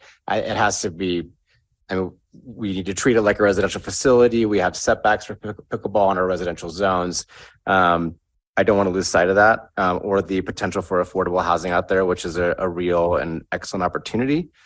On funding, and great job by everyone who worked on that, ditto. On funding, it's hard to answer, I think, sort of to Jeremy's question. I need to understand a little better kind of what's maintenance and upkeep, but what's net new capital. My general approach should be to wrap it into a geo bond. I know there's plenty of time that's going to take to put together a real plan that could be put in using ARST or geo. That's going to take time. Maybe that syncs up with the ballot, but something this big, I think deserves to be put in front of voters. And if we have a concern that voters won't vote for it, then that's a concern for the project. So that's where I lean. And I agree with the prioritization. Becca. Yeah, so I think this is like really kind of what gets to the heart of being on city council is having a conversation about $43 million of recreation projects. While at the same time, we know that we have a housing crisis and we need millions of dollars for housing. And at the same time, we are going through this arts and culture feasibility study where we've had our arts community come to us and say, we want to see investment in arts and culture as well. And also just the hundreds of other millions of needs in our community. And I know the term equity came up in the paper a couple weeks ago about, equity for pickleball. And it kind of, it kind of made me pause for a second, because I think that one of the things that's really important that we remember is that we have a lot of really big issues on our plate. And to Eric's point earlier, we have to make trade-offs. So I absolutely love the idea of having all these updated, upgraded facilities. And I know that our community really does love recreation. But I just want to make sure that we don't come across as, I don't know if the word is tone deaf, but just understanding that we have a housing crisis, and only 15% of the people who work in our community live here. And so when I think about where funding is going right now, I want to make sure that we don't forget that even though that recreation is really great to have, and I know it's really important for our health and mental health, that housing is truly a crisis in our community right now. Like, it's truly a crisis. And with that, affordability is truly a crisis in our community. So do I support these projects? I support the idea of them, and I'm happy to have a discussion of the funding of them and making sure that we're looking at all the things our community needs at once. And we'll get to that when we do the budgeting. I support the upgrading of the aquatics, and I know that that is something that is very highly used by our community. The MARC and the upgrades at the MARC are very much used by our community, and I agree that we really need the summer camp building. And we've had that kind of on our radar for a long time, that we need to renovate that day camp building or the park building or whatever, and we can get much better use out of that. And I'd love to see that explored, how we can truly use that year round and what needs we can meet there. And I think that there was a reason that the ICE was done as part of an interlocal agreement, because we knew that we were building a facility that was going to be used by the basin and by nearby counties as well. It wasn't just a facility that was built for Park City residents.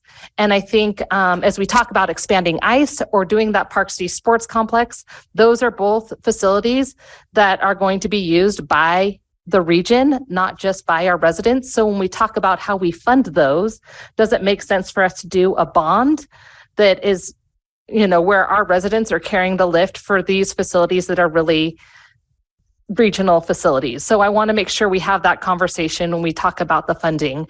But based on that, I do think that the correct order is aquatics, which is just something that we really need for our community. It is health and safety. Our kids need to know how to swim, and get to work on the city park building, figuring out the best use for that area in that space, and then continue to have the conversations and move forward with the sports complex. And I really hope that we can get some regional support on something like that and additional ICE. Jeremy? Yeah, it's good stuff. I mean, across the board, I think it's a well-written report too. I remain concerned about our ability to deliver high quality services after building high quality facilities, but it's something we can work through later. In terms of the big picture, my notes are a bit all over the place here. There's a lot of feedback we heard tonight. So yeah, the NAC thing, huge deal. I don't know, 3 asterisks is probably enough, so I'll stick with Ryan on that.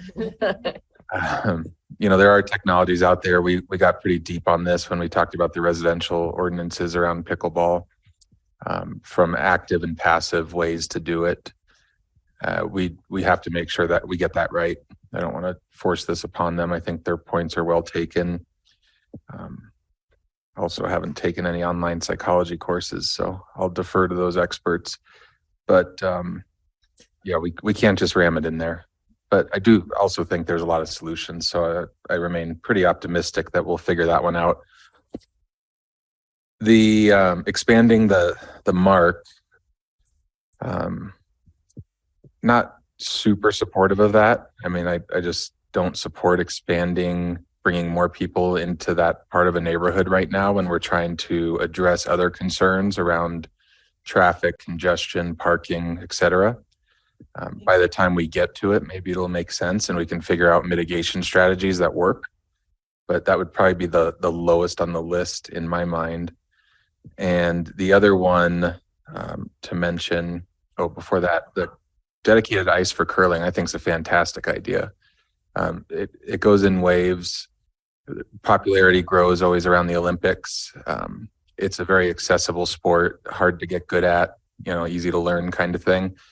And it doesn't take up a ton of space compared to some other activities. So it'd be pretty cool to dig into that a bit deeper. On the recreation portfolio, I would urge us to look at our entire recreation portfolio, summer and winter, and make sure we're consistent in our approach. So if we think we can deliver the best quality services by operating them ourselves, then we should probably do that. If we think we need to contract them out, then let's go that route. But let's have a consistent strategy with all of the facilities we own. Financially, I think that's the last question, right? Yeah. So financially, my gut reaction here is let's get that city park building rebuilt. That is something that is in need of repair and would be a great community benefit for a number of reasons, even outside of recreation uses. So, I'd love to find a way to pay for that. And then with everything else that's left, frankly, put it as a GO bond on the ballot, and building on Becca's idea there, try to capture some regional funding and put the remainder on the ballot. I think we have pretty clear numbers that we do serve the broader community. It's outside of even the school district area, which was our historic rec boundaries. The growth is going to continue at unprecedented rates in Wasatch and Summit counties broader. So that's pretty important. And then, we'll see what the voters have to say about it. I'd love to see it on the ballot this year, to be quite honest. Get moving on it. And if our residents want to pay for it, we'll do it. And if they don't, then we can pick apart the projects maybe a little further and see which ones we want to find alternate funding mechanisms for, with the knowledge that our broader community didn't support it perhaps, but we won't know unless we ask. And I think that's worth doing. That's all I got. Yeah, thanks. Well, I just want to commend you and the staff and the committee that worked so hard on this for the inclusivity that you used throughout this entire process. The community engagement was outstanding.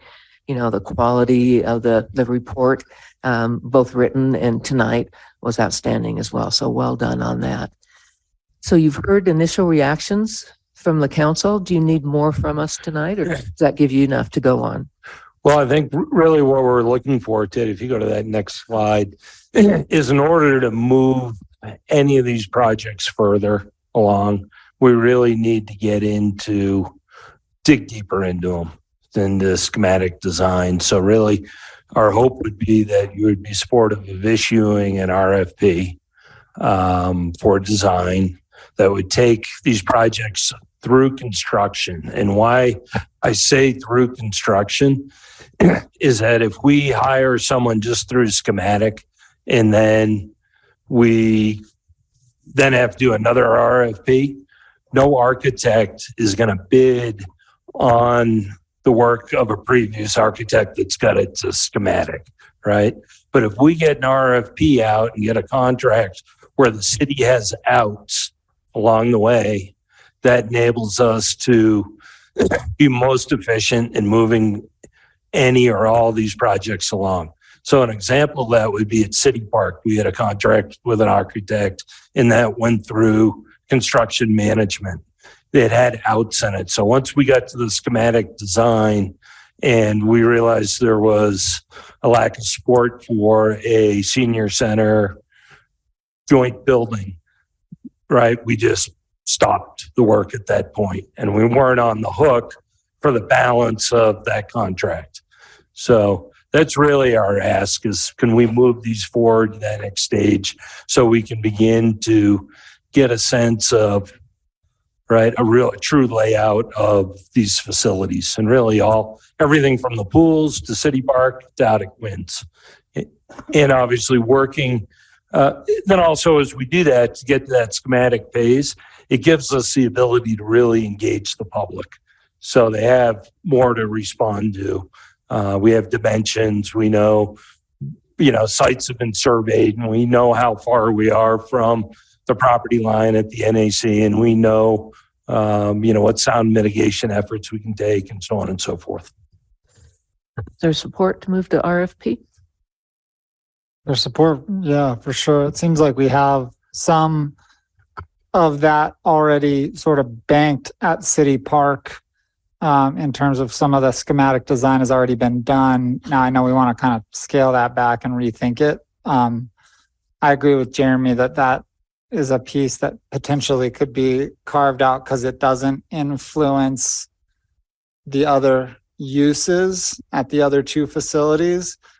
So just in the process, potentially looking at it in that way, right? Maybe it's the same contractor or whatever, but at the end of the day, it seems like there might be a way to expedite one, both from a financial perspective, a schematic design perspective. All of that could potentially be faster with that piece that's not actually informing those other two pieces. And maybe that makes some sense. Maybe they'll let us know through the process, but I'm definitely supportive of taking the next step. Tana? Yes. Ryan? Yes, and I'd like to ask the question, expecting you may not know the answer, but how realistic it would be to have a GEO bond on the ballot in November, and to have a number that's close enough to deliver something like that. Maybe something to come back with and talk about, so we're getting an idea. Yeah. Okay. Well, and I guess if they're, I'm in favor of moving forward with an RFP, and then I would like to further the discussion of if we did a GEO bond, if it would only be for recreation, or how GEO bond language could be used. If you could add housing or some sort of additional monies that could go for other community goods as well. Okay. Jeremy? Yeah, I mean, we definitely should move forward with this and get some more specific info. I guess the caveat I want to throw out there is my support for moving forward in this manner right now, with potentially carving off the City Park building and getting some regional cooperation, doing the rest as a GEO bond, would be predicated on that GEO bond being on the November ballot. I think we have to get moving. I don't want to find out later, like in September, oh, we missed it and now we're a year out, so it would have to move pretty quickly. And if that money was reserved for recreation, and it was, at a high estimate even that we know we could use for some of the other ideas that were in here, I would even be fine with that, right? Like, I don't think we have to be too specific when we're talking about it. So just to frame up my thinking there a bit. Okay. Thanks. Erica, for the park building, do we budget for that, or are we carrying forward something on our balance sheet for that, or am I making that up? There's a Yeah. Oh, nice job. Yeah. Got some open space. Yeah. Okay. I thought we had something in budgeting last year. There's a nominal budget that exists on the project. There's also a forward future plan budget of $4 million that is not an existing revenue. So that idea was put in place when we expected the Lower Park RDA to be throwing off more revenue than it is at the moment, because of expected development that was going to occur, that is not going to occur, clearly not going to occur in any bound of time that's within our plan. So there is no real money for it right now, is the answer. Of course, we could move other projects to a lesser priority and then use existing resources, or some combination of all of the above. But Okay, there's no real money for it today. Okay, does that give you the direction you need? Great, thank you. You're welcome. Appreciate your time and all the input. Thank you for a great report tonight. All right. Okay. Can I just continue on for 1 minute? And I just have a statement that I'd like to read to you guys. Recently, there's been a lot of press and emails about how we manage the court use in the bubble and the allocation of time between tennis and pickleball. In my 30 plus years, we've never had a user group make the time they play an issue with the city council or the media, or make direct personal insults to professional staff. I play adult hockey, and I wish my game last Sunday didn't start at 10:15 p.m. But I play then because that is the time that is made available. The rink prioritizes competing interests for ice between different user groups, just as the Mark does. In November, I presented an operational plan to you that has been endorsed by RAB on how we are going to manage the bubble courts this season. Council supported the plan, which sought to increase pickleball usage, but not overly impact the existing tennis allotment. As outlined, we monitor court sheets and continue to add time that we determine is consistently available. Recently, we added time on Fridays beginning at 5:30 instead of 7 p.m. This opened 9 additional hours of court time on Friday. We plan to continue this practice, seeking opportunities to provide more playing time for pickleball. This conflict wasn't created overnight, and it won't be solved overnight. Our goal is to continue to evolve and balance the competing interests. We have a group of pickleball players that play on Sunday night that want to play till 10 p.m.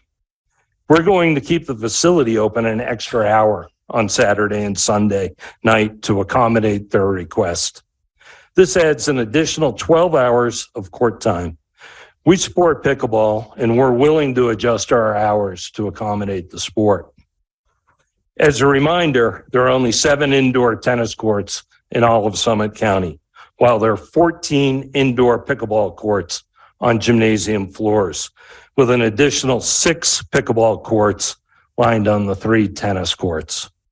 At the end of the day, none of us appreciate the interpersonal conflict, nor the misrepresentation of information about court utilization and court allocation.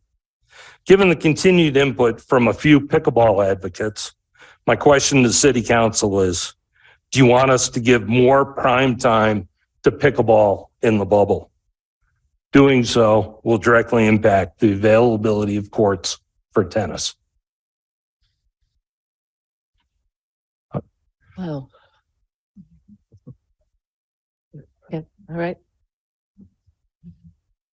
Yeah, well, first off, Ken, I can empathize with you, and we'll say strongly to this community and our broader surrounding community, there is no place for attacking our staff personally or professionally.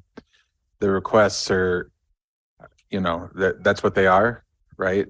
And sometimes people do cross the line, and for that, as we represent the community, I think we can apologize on behalf of the community. In terms of your actual question, I've always supported switching some hours around to try and give pickleball a little bit better prime time in the bubble. If that's 1 day a week or 2 days a week, there was some confusion when we talked about that and what was sent to RAB, which is on us. I don't think we were very clear. And unfortunately, that seems to have spiraled. So I'll stay in that position, though. If we could move them from 6 to 8 a.m. 1 or 2 days a week into a midday slot and give tennis that 6 to 8 a.m., understanding that there's some demand issues there, I would support doing so. I think it's a step in the right direction since this is going to be a few years off. We have a lot of hurdles to clear. Becca? understanding that this wasn't on the agenda and we probably shouldn't be talking about it like this, or making a decision, I will say that I will continue to support the best professional advice from the MARC staff and the RAB and follow your lead. Ryan. I agreed with Jeremy when he said that. I think when you came and talked to us, and so I still agree at looking at those prime times or high demand times and trying to give pickleball a little bit more of that. And I think I said I support having you and Rab take a look at that as the folks who should be managing that, not me. I'm not good at sitting here and allocating court time off the top of my head. So I support sort of to Becca's point, the professional staff we have. Max and I were talking about this on a sidebar, and I said, and having looked at other facilities, I really do think pickleball and tennis can coexist in the bubble. And I thought Max made a great suggestion to me, which is we need to go meet with Ken so you actually understand the full logistics of that and make an informed decision about whether that's a good idea. I think that's a great suggestion, and that's why I reached out to you and scheduled time. So I'd rather withhold my answer to that question and take a look at it with you. Hannah. I would prefer that we go to February 16th and have it as an agenda item versus, because this wasn't noticed, and I don't think it would be fair to the community for us to not have public input on making that decision. I want to state unequivocally that in no way, shape, or form, when we're at the very beginning of Black History Month, is court allocation for pickleball an equality issue. I have a real problem with that representation in our local paper. I think that anybody who deals with real equality issues would be offended, and they have stated as much to me. So I personally am offended by that. I defend you, Ken, and I go back to my previous comments, which are now we have 2 RAB boards and 2 city councils who've supported our professional staff and their opinion on how to allocate courts. Have we got it perfect? No. Are we working on it? Yes. But again, 2 different city councils and 2 different RAB boards have agreed with your recommendations, and I will continue to support your recommendations. So is there interest in bringing this back on the 16th? Yes, for you, Ryan. No. Okay, no. Jeremy. You have a voice. So I think I said my opinion. So. Yeah. Can I weigh in if that's okay? I mean, I think the city attorney will clarify in a minute here that, the discussion was appropriate because it was raised by a member of the public, but nonetheless, also want to do my part in defending our team. And Councilmember Rubio, thank you for your comments, and those are the others that have stood up for us and, tried to do so on the radio. At the same time, myself and other staff members continue to meet with some of the advocates that are the most fervent seeking additional time. Administratively, what I heard, Mayor, if I could just quickly summarize, a lot of trust in the decisions that you're continuing to make. And I know we continue to make changes over time. We just recently added time on Friday nights and keeping the facility open. And I guess I'm hearing consensus at a minimum level of consensus is let's keep heading in that direction. If we can eke efficiencies out of the system, if there's some prime time hours we can allocate, you're the professionals and you can do that well. We continue to hear from the advocates that they'd like more time. And I think at any point, if you can provide that, that's going to mollify while we're working on this long-term solution. And we appreciate it. We know people are passionate and you guys have taken a lot of heat. So thank you. Okay. Thank you. Thank you. We are taking a break. We'll take a 5-minute break.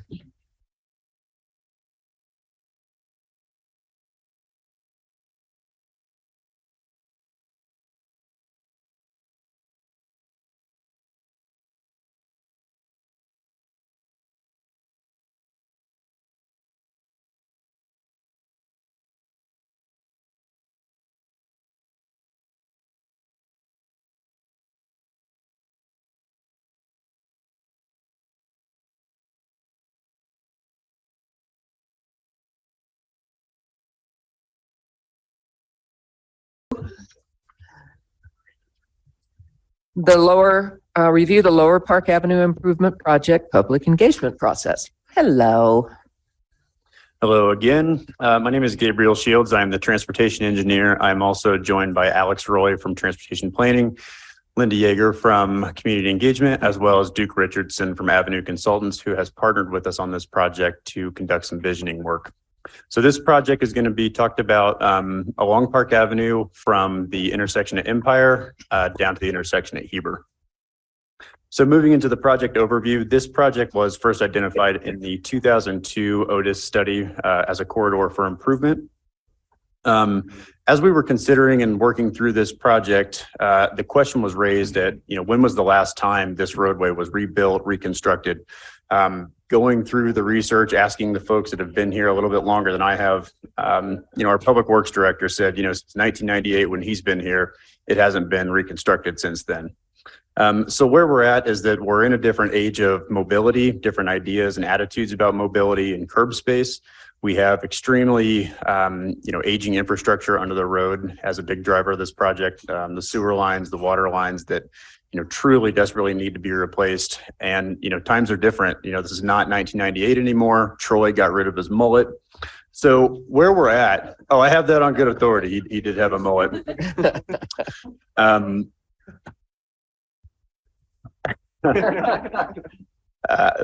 So where we're at is we really have a generational opportunity to look at this corridor and reimagine how this, gateway entry to the city, serves the residents that are right there in the area, the businesses at the, southern end of that, as well as all the visitors that pass through that corridor.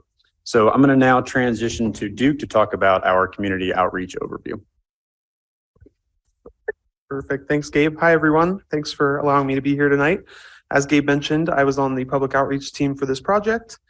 So this first slide here goes over some of the goals that we set with the project team for this effort. So our goal really was to provide some broad outreach to engage as many stakeholders as possible, check in on the community's opinion of the previous pilot program, determine the priorities of the community for this stretch of Park Avenue. As many of you are familiar with this area, there's residents, businesses, frequent users. So a lot of different demographics that we're trying to represent here. We were hoping to develop an ideal vision and goals based on the public feedback that we received, and then provide future design teams with direction based on the roadway configuration that's going to be validated by these vision and goals. So to reach these goals, we had a series of outreach methods that we used to engage the community. The first of which was setting up a city website on the Engage Park City. And then we obviously capitalized on the Park City social media channels to spread the word as well. We sent out postcards to about 500 properties that surrounded this project area that Gabe mentioned, and then put up some yard signs in 20 different locations along Park Avenue and some other heavily trafficked areas in the city that had QR codes that led to the website and to the public survey.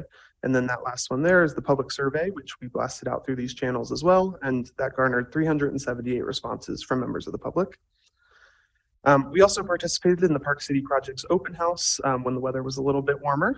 And then we went to the senior center that's just off the corridor and met them for one of their lunch events and walked through the survey with the membership there. We provided paper copies because not everyone's super familiar with the online forum, and got some great feedback from that typically underrepresented community.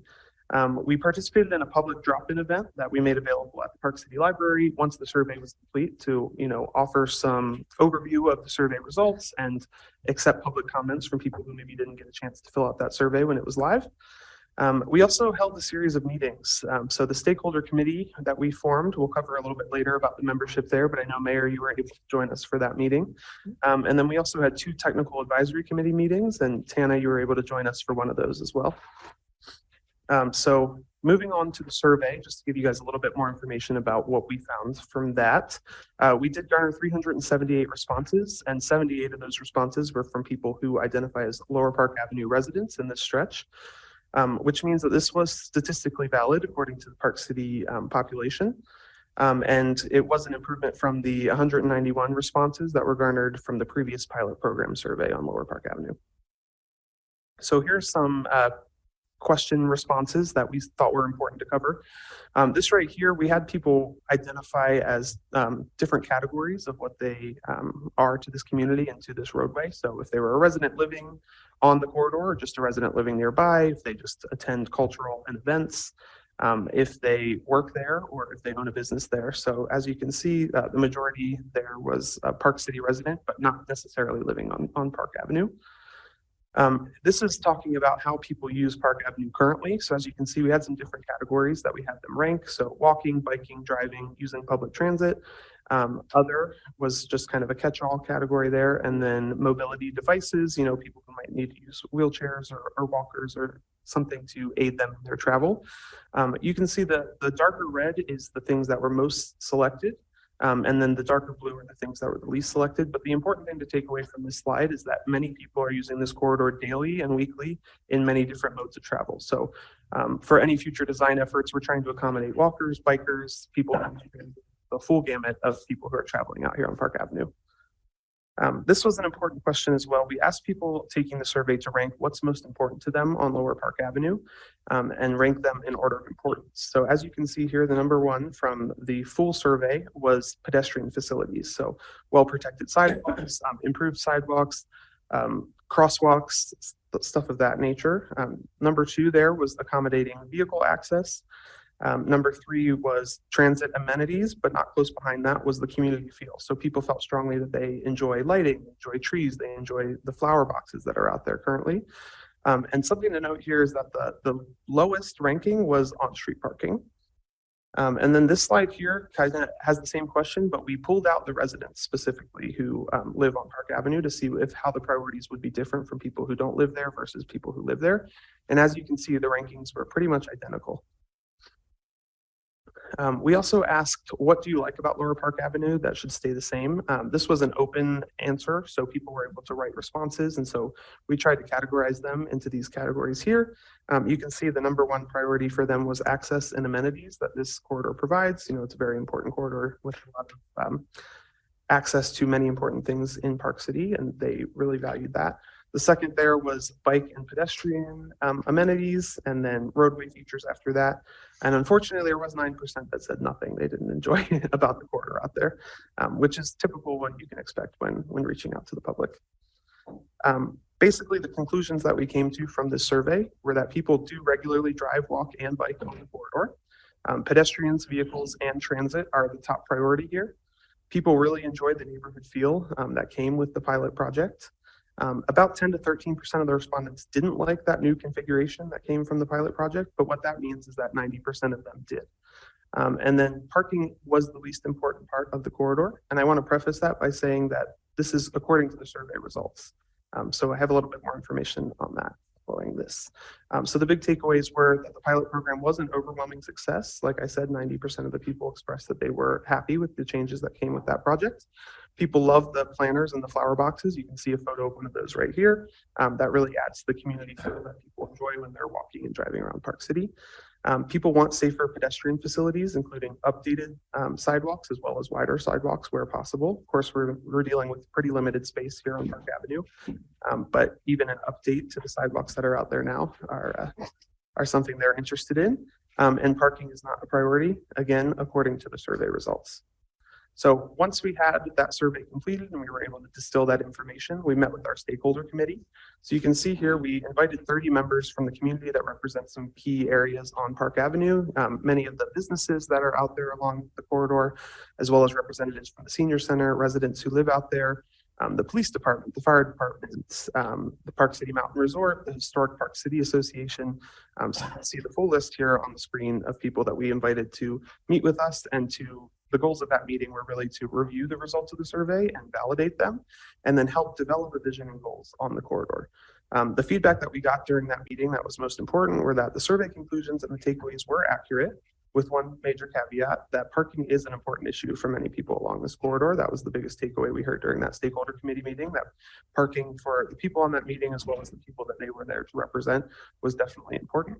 and that there were concerns with pedestrian safety and crosswalk safety on Park Avenue. Things like traffic not stopping when people are trying to cross, or the crosswalks maybe not being called out as clearly as they could be. So that was the main takeaway from that meeting there. From there, with that group, we developed a vision, which was to preserve a safe, comfortable neighborhood feel for all travelers. So that is the goal for future efforts, something that we'll be searching, or something that we'll be working towards. And some goals to reach that vision would be maintaining the vehicle and transit mobility, keeping the corridor safe, enhancing pedestrian experience, preserving the neighborhood character, accommodating cyclists, and then of course providing parking in certain important locations along Lower Park Avenue. Maybe not the entire stretch, but in areas where it makes the most sense. So we took that vision and goals back to our technical advisory committee. This was made up of members mainly from Park City departments. So we had the community engagement team, the executive branch, parking services. You can see the full list there. We also included the future designer, Stanley Consultants, who will be responsible for creating the design for the future of Lower Park Avenue, so that they could be a part of this conversation and hear the possible constraints that would come up from these different departments. So the goals of that meeting was really to inform the different Park City departments of the project and the work done to date, making sure nothing's being done in a silo and that as many people are involved as possible within the city, reviewing all of the feedback that we received from both the survey as well as the stakeholder committee, identifying some possible constraints, things that just simply weren't possible. Something that was interesting was, like the fire department mentioned, there are issues with raised crosswalks because of the fire trucks and the ambulances that are out there on the corridor. And then we were hoping to just brainstorm ideas for future implementation to ensure that, you know, when the time comes, that there is support from the departments here at the city. So now I'll pass it back to Gabe to talk about where we go from here and how we're going to use this information for this project. I'm going to call an audible and pass it to Alex. Thanks, Gabe and Duke. So, I mean, I know we're not coming to you today with like really designed roadways, but we feel like this is sometimes a missing step in the public process to the design. You know, often we come and we hammer out these designs, but we wanted to do with this project is kind of set parameters of what we're looking at to design. And so hearing feedback from you guys today was an important part of that. We're going to take in consideration of this work that we've done to date and then go back and kind of have some guidelines on how we want to start designing this road. Duke, would you mind going to slide 15, please? Which slide is that? That's vision and goals. Okay. Thanks. So, I mean, I think this might be the important takeaway from our discussion when we can come back to it once Gabe just talks a little bit more. But really, the vision and goals we kind of think are how we set the table for the design element of this project. We understand that you know, maintaining vehicle and transit mobility is critical. Many people use this corridor either to live, work, recreate, you know, the libraries on it. So there are, you know, kind of community and almost regional draws to this area. So maintaining, you know, vehicle and transit access is critical to us. But one of the first, you know, what we've heard the most honestly is we want pedestrian safety and overall roadway safety. So I think this is going to be kind of our key design features when we're looking at designing this project. How do we make this roadway feel safer and be safer for pedestrians and all users? Moving down, you know, preserve the neighborhood character. We're not going to do anything that really makes it like a freeway feel. We want to enhance what's already working for, you know, design features like planter boxes and other, you know, potential beautification devices. And then accommodate cyclists. This is like a key word here. We're not saying protect or design space for them, but we do recognize that this is a corridor that while we already have the Poison Creek Trail very close, this is still being used by a lot of people to recreate, and we have those numbers too. And then, you know, like as Duke called out very concisely, like while parking was not the highest, and in fact it was the lowest ranked both by the people who live there and the overall survey takers, we do recognize that parking is in probably the top consideration for many people who live and work on this corridor. And so we want to identify the areas and the needs of parking and really target those to make sure we're both, you know, not overstepping our bounds and providing some amenities, but not making it, you know, a parking free for all both sides of the street as it was before. So parking's going to still be an element, but these are kind of the guidelines we're working with as we move forward into more of a design level process. So wanted to highlight that and then kick it off back to Gabe for the kind of the next steps. Thanks, Alex. Yeah, I think to harp on again what Alex was mentioning there is that it's really easy a lot of times on these projects to jump in and say, why don't we do this? Or have we thought of that? Could we try this? Is this solution, the right move? But, with this process, it's been extremely collaborative across departments in the city, as well as, across a extremely diverse stakeholder group in the community. And really what we're trying to do is say, what are those metrics? The kind of things that Ryan was talking about earlier. Let's first establish the metrics so that way when we move into design, we can rank those and score them and understand if we're actually meeting what the community needs. So where we will go next with this is taking the metrics and the goals that we've put together through this process, work with our designer, Stanley, to come up with some concepts that, may or may not meet those goals, and then go back to the community and weigh those and test them. So we hope to complete that work in the next couple of months and then move into final design in the remainder of the year, and then move into construction next year. And that construction is likely to last 2 seasons. There's a number of utilities that are going to be replaced as part of this project. And I don't want to commit to exact construction timelines at this time. And with that, we will move into council questions. Okay. Does anyone have a question? Jeremy? Yeah, I did, but here we go. All right. So in general, the approach here is take the survey feedback, design the corridor, because we have to tear up the street anyway. It's not necessarily starting with a predisposed answer or anything, right? Okay.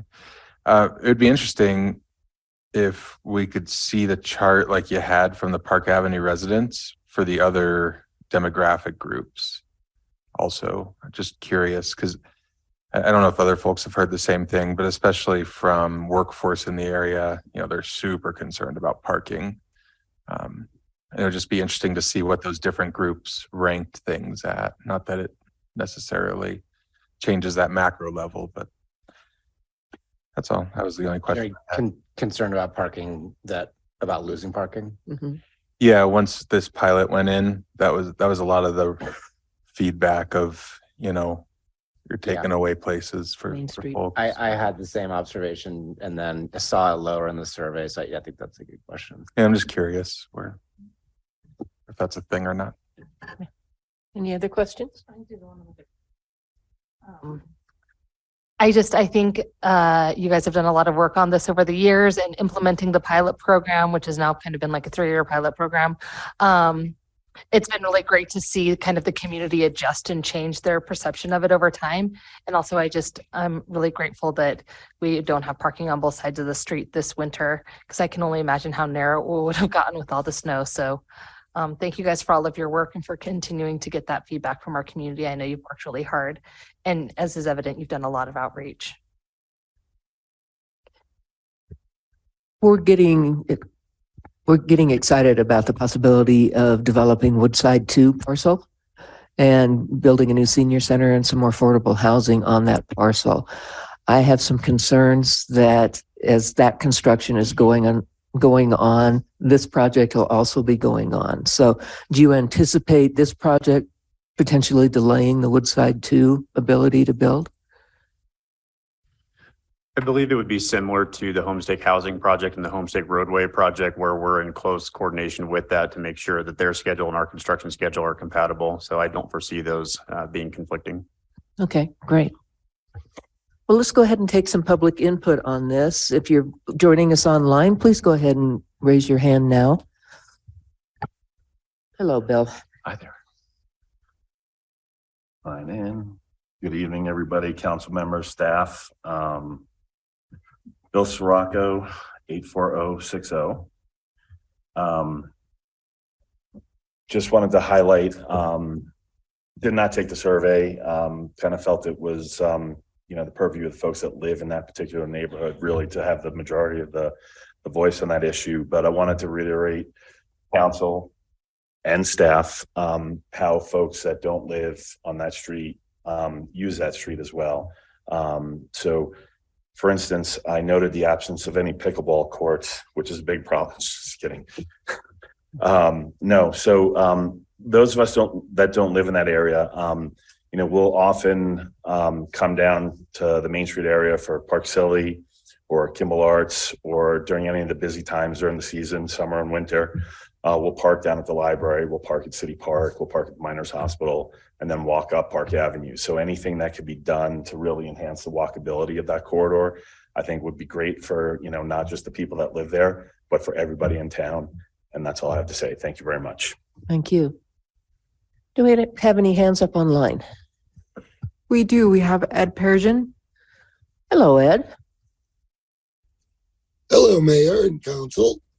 Another great discussion. I just wanted to give you some personal feedback from, as you know, I live right down here on 13th in Norfolk, and I'm on that road multiple times daily with all kinds of vehicles. So I just want to say that I agree with Becca that there was a lot of trepidation at first when it, even on my part, I'm like, okay, what we doing here? Bike lane. And slowly everyone did get used to it. So kudos on doing that. It was a little weird. And it's still, just want to let you know, it's very, very tight, as you know, those lanes and whatnot. My one comment would be, I know we had the speed limit discussion just recently, is consider making Park Ave 20 miles an hour from the library south. Everything seems to narrow a little bit up there. I've done a few test drives at 25, and I don't think it's the best speed there. Bicyclists are starting to lose a little strength going up the hill. Things are slowing down, more pedestrians and whatnot. So I really think a 20 mile an hour speed limit from Library South up to Heber would be beneficial for everybody. And again, everybody would get used to it. But otherwise, I look forward to seeing what they come up with, knowing that the more walkable you make it, I think the better. So those are my comments, and I love the discussion. Thanks a lot. Thank you, Ed. Do we have any more hands up? No more hands, Mayor. Is there anyone else here that would like to speak? If not, we'll close the public input. Do you want any specific direction from council, or is this just informative tonight? Just informative tonight, Mayor. Okay, thank you so much. Really was interesting. All right, moving right along here into new business. Consideration to approve 3 easements to Rocky Mountain Power for transmission lines and underground distribution lines across city property.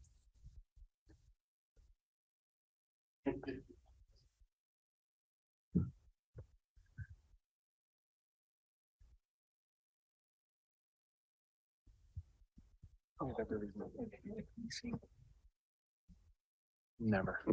Mayor, council, Hey, Dave. which animal takes up the most square feet? The groundhog. Happy Groundhog's Day. Dave Gustafson, Groundhog. project manager with Park City Municipal. On my right, Luke Henry, assistant city attorney. Backfield, I've got Heather Todd, the cemetery sexton, and Luke Carton is back with us. We're here tonight to review and consider several easements, agreements with Rocky Mountain Power for the ability to relocate transmission lines over several city-owned parcels. And what I'd like to do is just go straight to the slides. So what you're looking at here is the orange line is the existing transmission line that on the upper left-hand corner, that's right along 224. And that orange line continues all the way up to Kimball Junction to the Bear Hollow substation. Didn't want to put the whole thing in. You wouldn't see much of a line. So the blue line is what's being proposed for the easements tonight. The first blue line at the top is over at Holiday Ranch Loop Road. And that blue line there is it deviates off the orange line. And the reason that it does is that in order to put in a new pole there, our water department required that Rocky Mountain Power be 100 feet away from our wellhead at Creekside Park. So that has changed the alignment to the existing easement. So that's one easement that we'd be discussing tonight.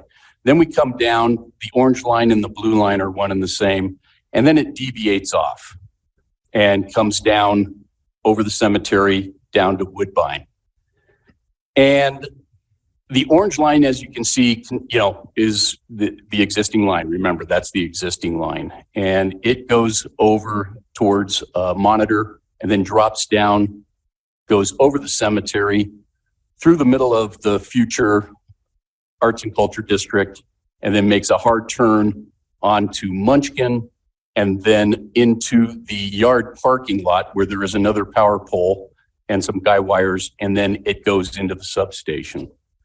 So what we are proposing is council to agree to some of the easements, and the easements are 1 through 4, but basically I just outlined the areas that we're looking at. So if we go to the next slide.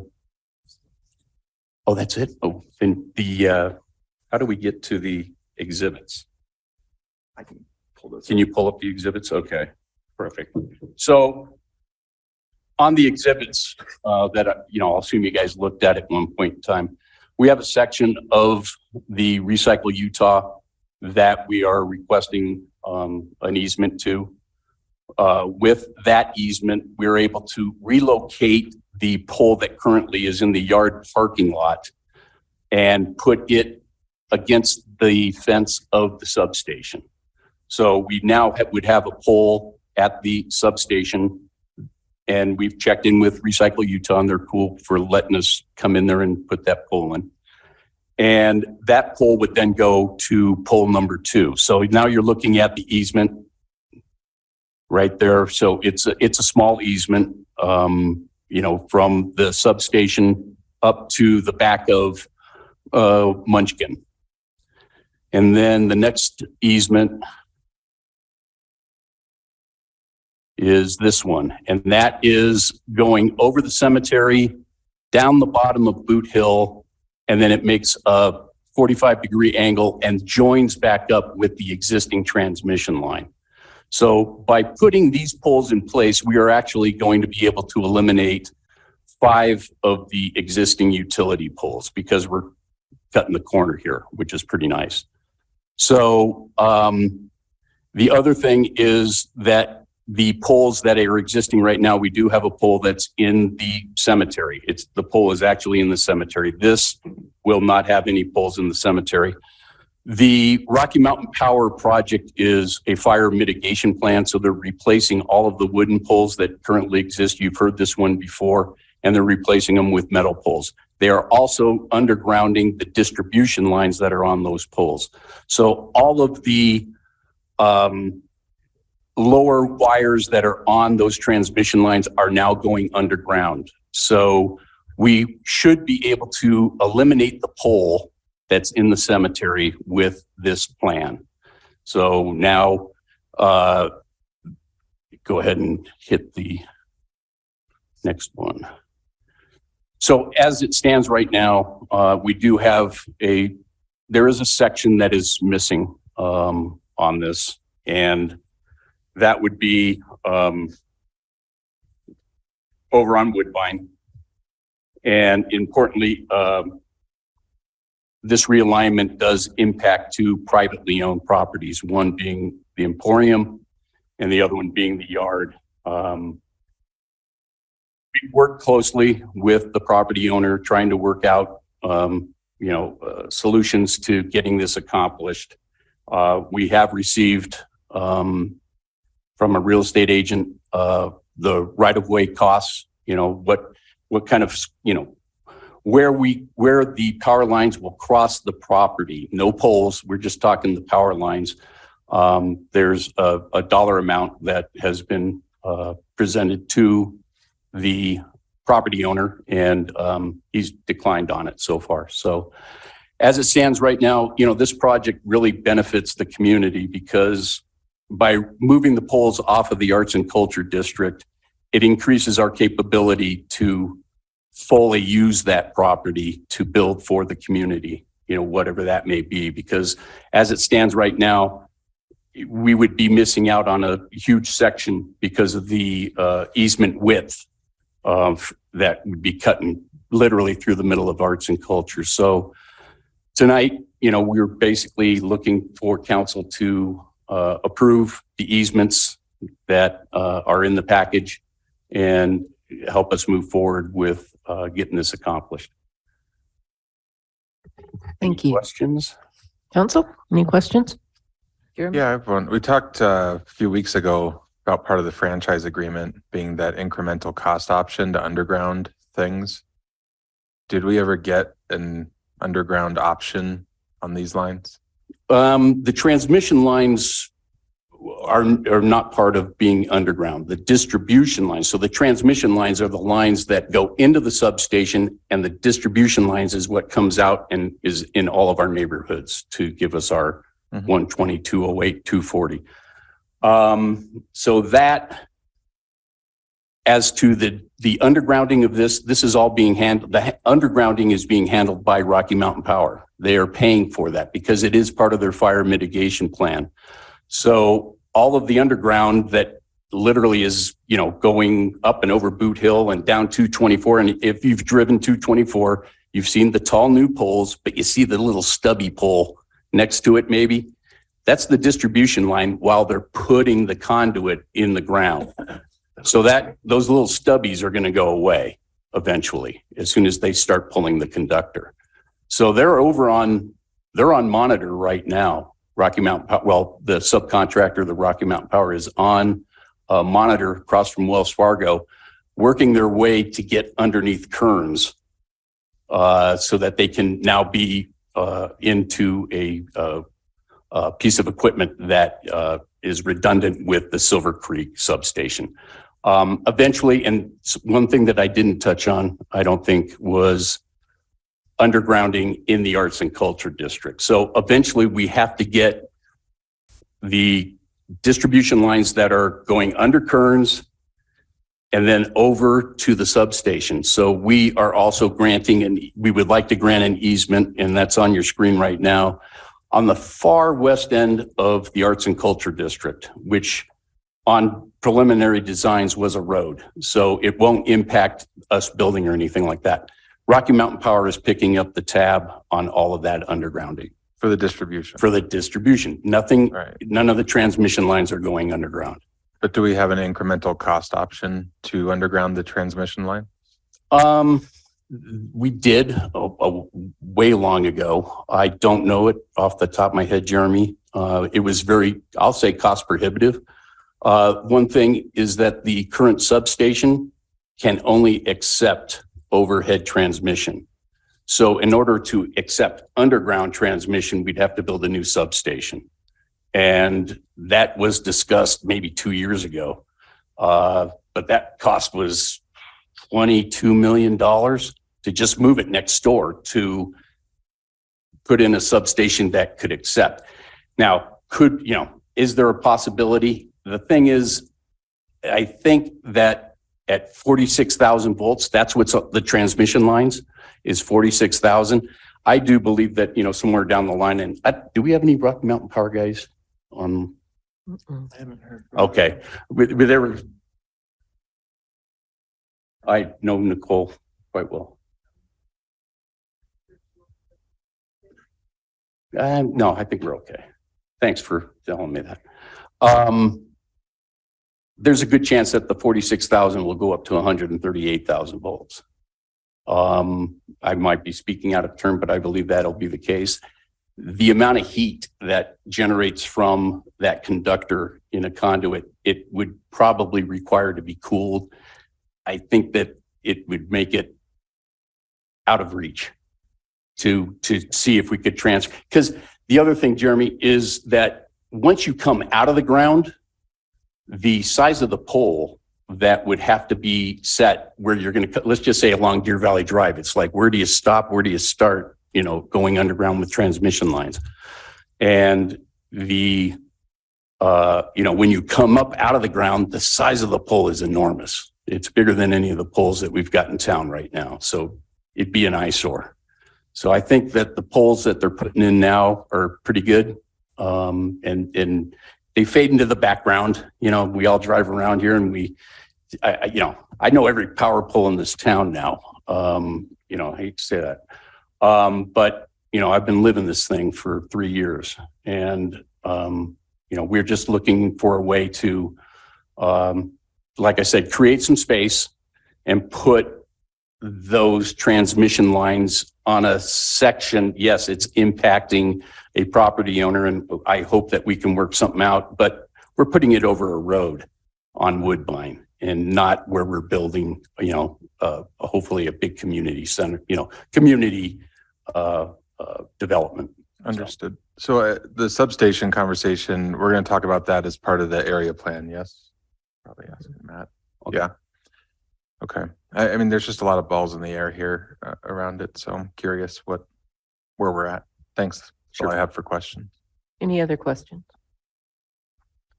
Not, we'll go ahead and take public input on this. If you're listening online and would like to make a comment, please put your hand up now. If you're in the chambers and would like to make a comment, please come on up. No, any hands up online?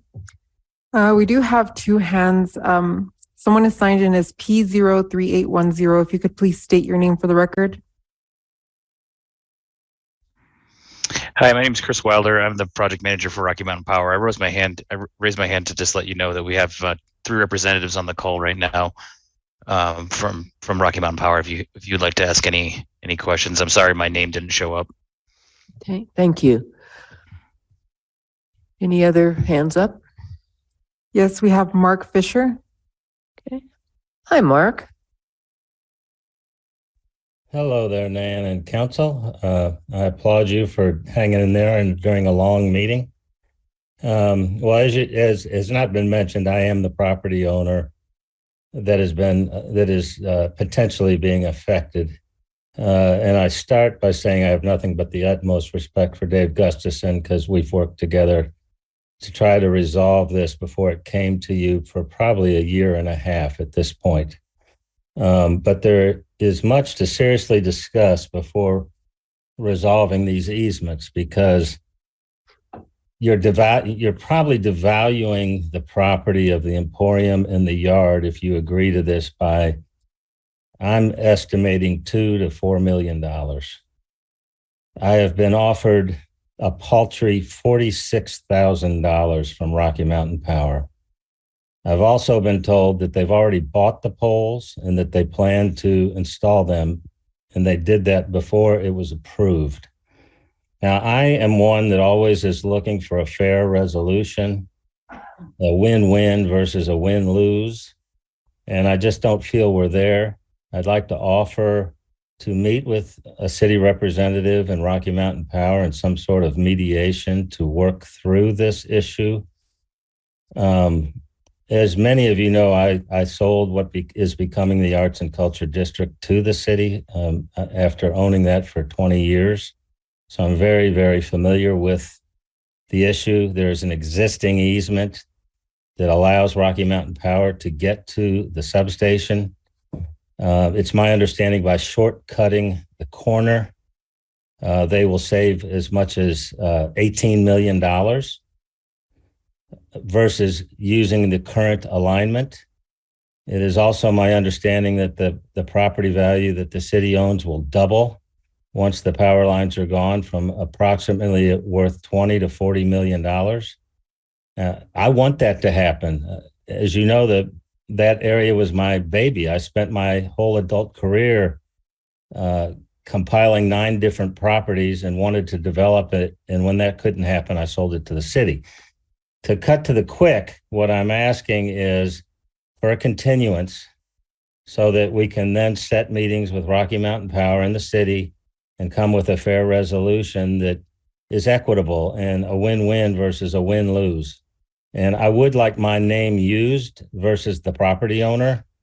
I've been in Park City for so long. You all know me and know me well. And I do want to cooperate. I do want to see the vision of the Arts and Culture District come to fruition. So if you're willing to do that, I pledge to you that I will, participate in good faith and try to come up with a reasonable solution. Thank you. Thank you, Mark. Any other hands up online? No more hands, Mayor. Okay, with that, we'll close public input.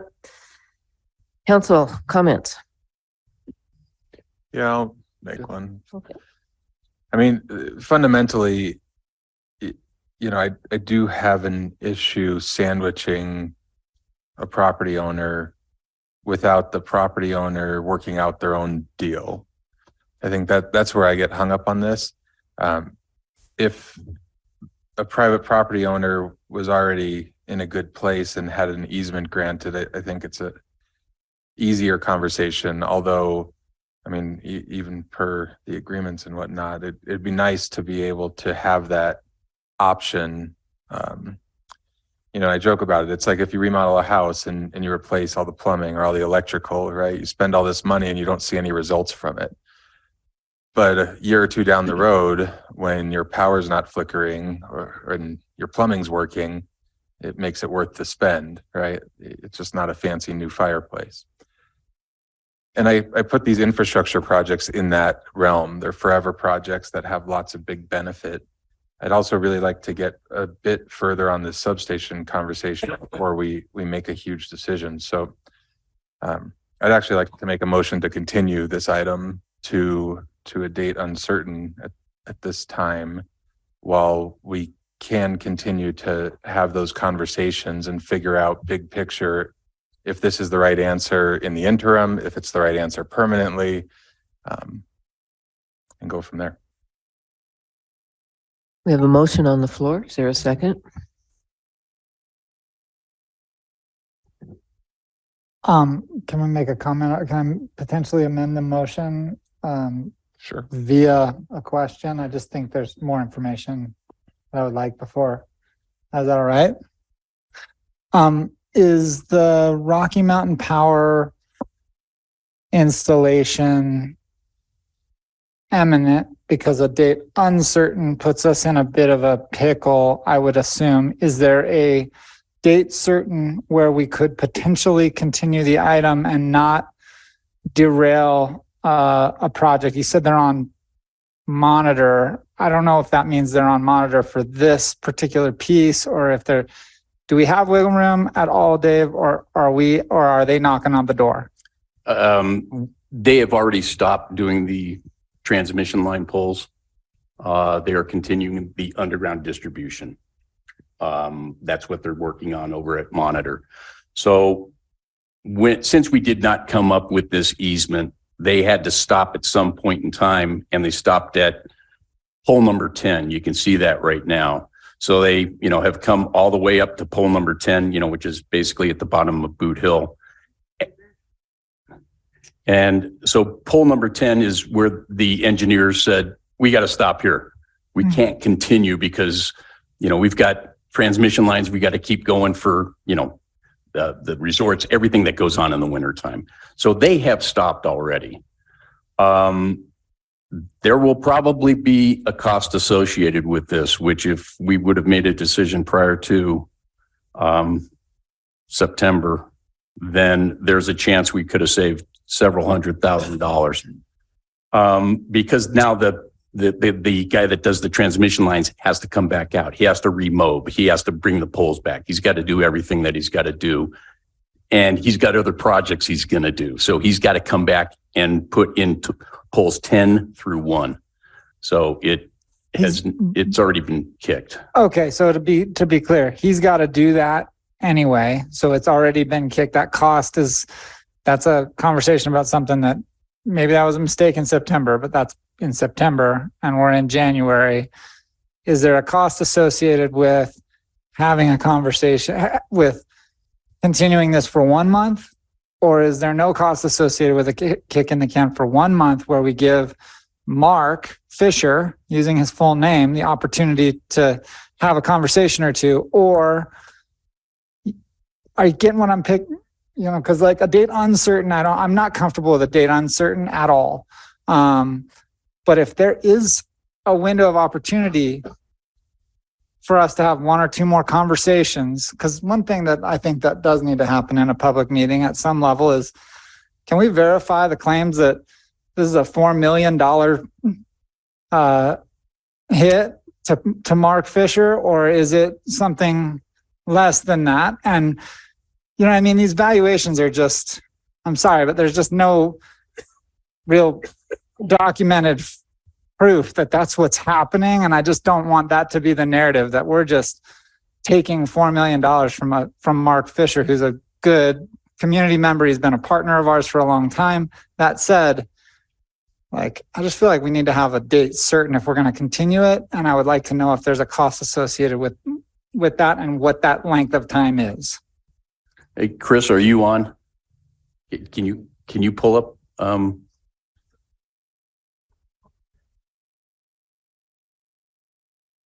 Okay, Cody. Cody, can you hear me? Yes, Cody here. Yeah. Hey, Cody. In regard, we stopped at pole number 10 on the transmission poles. Is that correct? Pole 14, I think, is where we stopped our conductor construction. I'm not sure if we've replaced 10 through 14 or not, but we're right there in that vicinity. Okay. What we're talking about is the cost associated with having to remob Titan out to put in the rest of the poles. Can you make any statement to that, or Chris, if you're you can't do two people. Yes. Yeah. Oh, Can Chris, you hear me? you're there. Yeah. Hey, for you. Sorry, my name usually shows up. I don't know. I use an app instead of the web-based. Yes, I can speak to all that. We did stop at number 10. 10 has not been installed. So 1 through 10 have not been installed. Everything else besides some stuff that's in Summit County and two next to the water department with the easement have been installed. As far as cost association, it's a complex issue. There's what we have is not only the contractor availability, but also there's other projects that are coming up. So I'm also managing a project that comes up Parley's and ties into, you called it Bear Hollow, we call it Snyderville Substation. It's the same place over by Olympic Park. So I have a project that's coming up that's going to require an outage for that, and I have delayed that project to accommodate this to be redone in the spring. So because of the demands of the ski resorts, no matter what, we cannot rebuild this until April 15th. We had full intentions of, if possible, getting started before that with any non-outage related work that we could do, such as the pier for structure number 1, for example. And then as soon as we're allotted our outage on the 15th of April to begin this work again. And we've anticipated it's going to be between 6 and 8 weeks of work, which will put us out to June. And the project in Upper Parley's in Summit Park is a very, very large project that will not be able to be done next year. So I'm shuffling finishing of a major project and then starting of a major 2-year project. And if we don't get started on April 15th, there's going to be ramifications to that. One thing's going to have to get shuffled. Okay, Chris, that's a perfect example. That's a great answer to my question. What that says to me is that there's a potential for us to give Mark a window of opportunity to have another conversation, for us to verify some financial information that we need to see, and to bring this. I would support a continuation to a date certain. Yeah, if it provides any help, I should probably know better between like intervening between an amendment of a council motion. But I was looking at the calendar to try to be helpful to you, and I know the 2nd and the 3rd of March we have our annual retreat, so that week won't really work. But we do have a meeting on March 9th, so maybe if we did it to date certain on March 9th, which is, I think it's almost 5 weeks, we'd be providing the opportunity for some additional engagement. I'm comfortable with that. If staff's comfortable and you could amend your motion to that, that would be where I would be willing to second. Yeah, we can amend it to, let's see. All right, we'll just start over. How about we make a motion to continue, withdraw the previous motion, and we'll make a new motion to continue new business item 1 to March 9th. As a date certain. Second. We have a motion and a second. All in favor? Can I just discussion on the motion real quick. I do think if it's possible to bring back, whether it's if we can't generate a new cost to bury the lines or what the substation number was, even just the numbers that we had, knowing they're outdated, so we can get some kind of a rough order of magnitude number of what those costs look like if we have something? For burying the distribution lines and, well, it's not quite the right number for moving the substation, but, that the number, like we talked about this through our franchise agreement, that we would have an opportunity now with Rocky Mountain Power sharing costs with us, so we could have a number to complete the delta to bury power lines. So here's a project where we're talking about power lines where we could have an opportunity to bury them because we're moving poles. So how do we get that? I mean, I'd like to see that number if we can come up with that. Luke Carton, Environmental Sustainability Manager. I'm moved right now that we're talking so much about power lines. So yeah, just really quick, because I just want to make sure I'm clarifying what you're asking for, Councilmember Dickey and Rubel as well. So we have for this project is looking at, so the distribution lines are already going underground. So we're looking at undergrounding the transmission lines. Yeah. And are we looking at from roughly Boot Hill? I just want to ballpark on range, right? Because it's probably distance based. So does that Boot Hill to So transmission? not being super involved in the engineering of this project, right? If we pull up that map, I can give you an off the cuff answer. Yeah, of what I just want a range, right? Like Yeah, we probably talking a good one. from I don't- I St. don't Mary's pull it or back up. Boot Hill? And I ride with the utilities guy, so. I don't think. Well, that is one problem. So We're at Matt. we'd have to make a left or a right. That's what we're trying to figure out, right? So what I would think in this scenario, and especially based on some of the previous conversations regarding the substation, which, you know, this needs to be discussed further, totally off the cuff, don't hold me to it. Mhm. I would think we go left where the number 2 is, or what is that? West. It's number, yeah. And then turn in where the dirt road is, essentially on the other side of the cemetery, since that's a potential location for the substation, there could be some leverage there. Mhm. And see if that makes sense to talk about or not. Got a big water line on that dirt road that you're looking at, by the way. That's the one that broke and flooded Dan's. So, Yeah, it's okay. We'll do it again. It was like a water park. Okay, I just wanted to get clarification on it. So bury the transmission lines, allow the conversation and mediation to continue. So we'll get you a price, potential just ballpark price on the transmission undergrounding as well. I just want to make sure. Any potential, like deal breakers on that, like there's a water line or something else you can't. Yeah, we can even we'll just get you the rough. Yeah, kind of, this is what it looks like. But do the motion, like, Yeah. finish that, because all this other stuff we're just adding on. We had a motion and a second. Are you done with your discussion? Yes, it's a request for something to, I don't think it has to be in the motion, but if we were gonna be done after the motion, I just want to make sure I got that out there. Yes, I'm done. To answer your question. All in favor? Aye.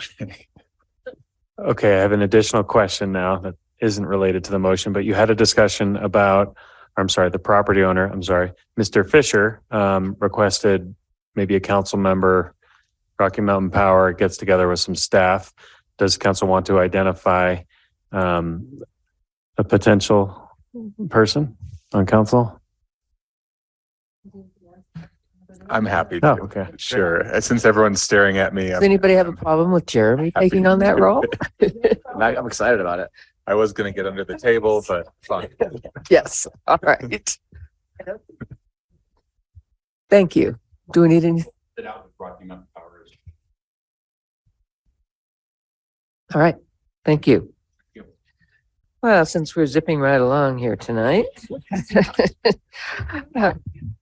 let's talk about the 2023 legislative session update. Mr. Dias? Thank you. Matt Dias, City Manager, and okay, I'll try to give you a little bit of a summation of week 3 of the legislative session. Things are heating up. This week was coined Water Week, was the moniker. Although there are so many things going on now, I think it's been watered down by other pieces of legislation that have taken some of the focus off of Water Week, but thank you for catching that. A myriad of things have occurred this week, and I'll just kind of rattle them off before I do for the benefit of the public. We now have a pretty comprehensive tracking sheet that we're working on every day. We committed to you to making a portal on our website where this is now available real time.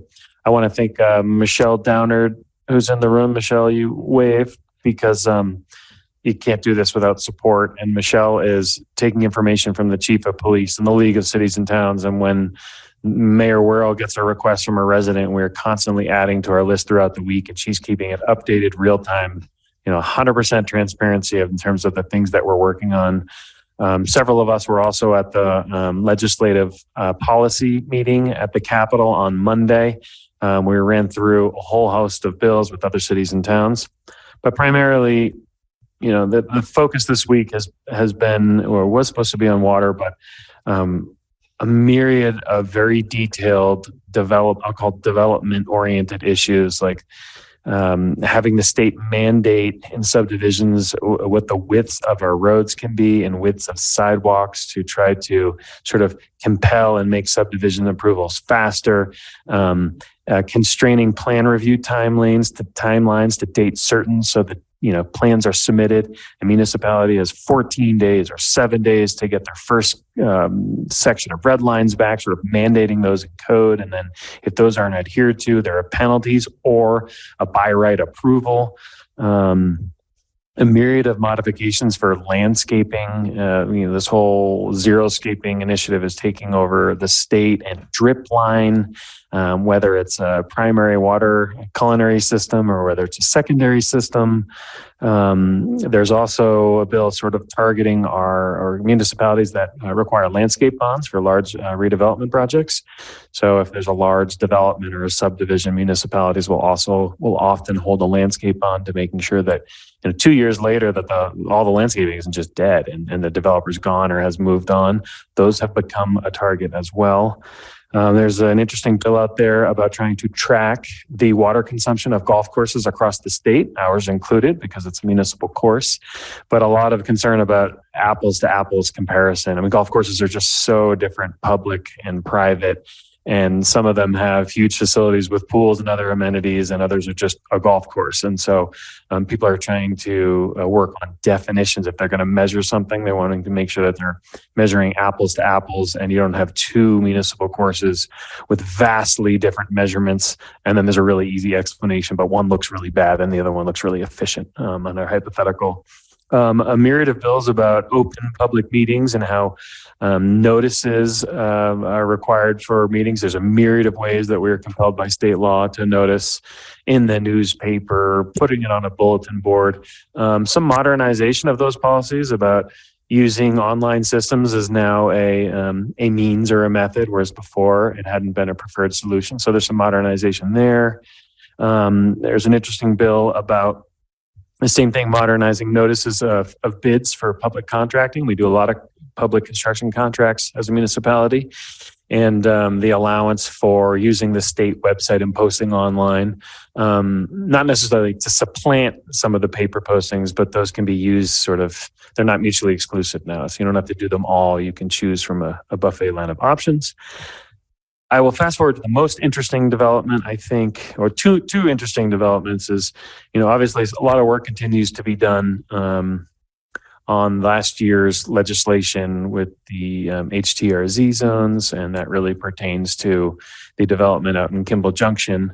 And so no idea where that's going to end. Our sister government, Summit County, and the Utah Association of Counties is, fighting hard to retain what local authority that they can, but their backs are up against a wall with a threat to spot zone that development if certain conditions aren't met. And, I would say, fortunately, we're not the target, but the problem with legislation that way is, when the camel's nose is in the tent, if it happens once, it's bound to happen elsewhere. We've seen that happen in other communities, and to think that it would happen in Summit County, you can only imagine, Park City or Camas or some other jurisdiction would be next. And so, we are watching it and trying to do whatever we can to help our sister government at Summit County. And then finally, the one thing that I think is really important is, we finally were shown the short-term rental bill early this week. The mayor was contacted by our representative, and the Utah League of Cities and Towns has done a lot of work with Representative Musselman during the interim session. And we've been in every subgroup meeting, trying to advocate for Park City's interest and the interest of tourism communities that are heavily impacted by short-term rentals. that then create some of the affordability issues that we have here and the ability for our workforce to live in town. And so, unfortunately, I'm not sure that the legislation is really going to be that effective for Park City. There are some minor changes to the definition of what actually is or what isn't a short-term rental. I think it's going to be relatively de minimis for us. Unfortunately, it doesn't repeal what's known as the not well language.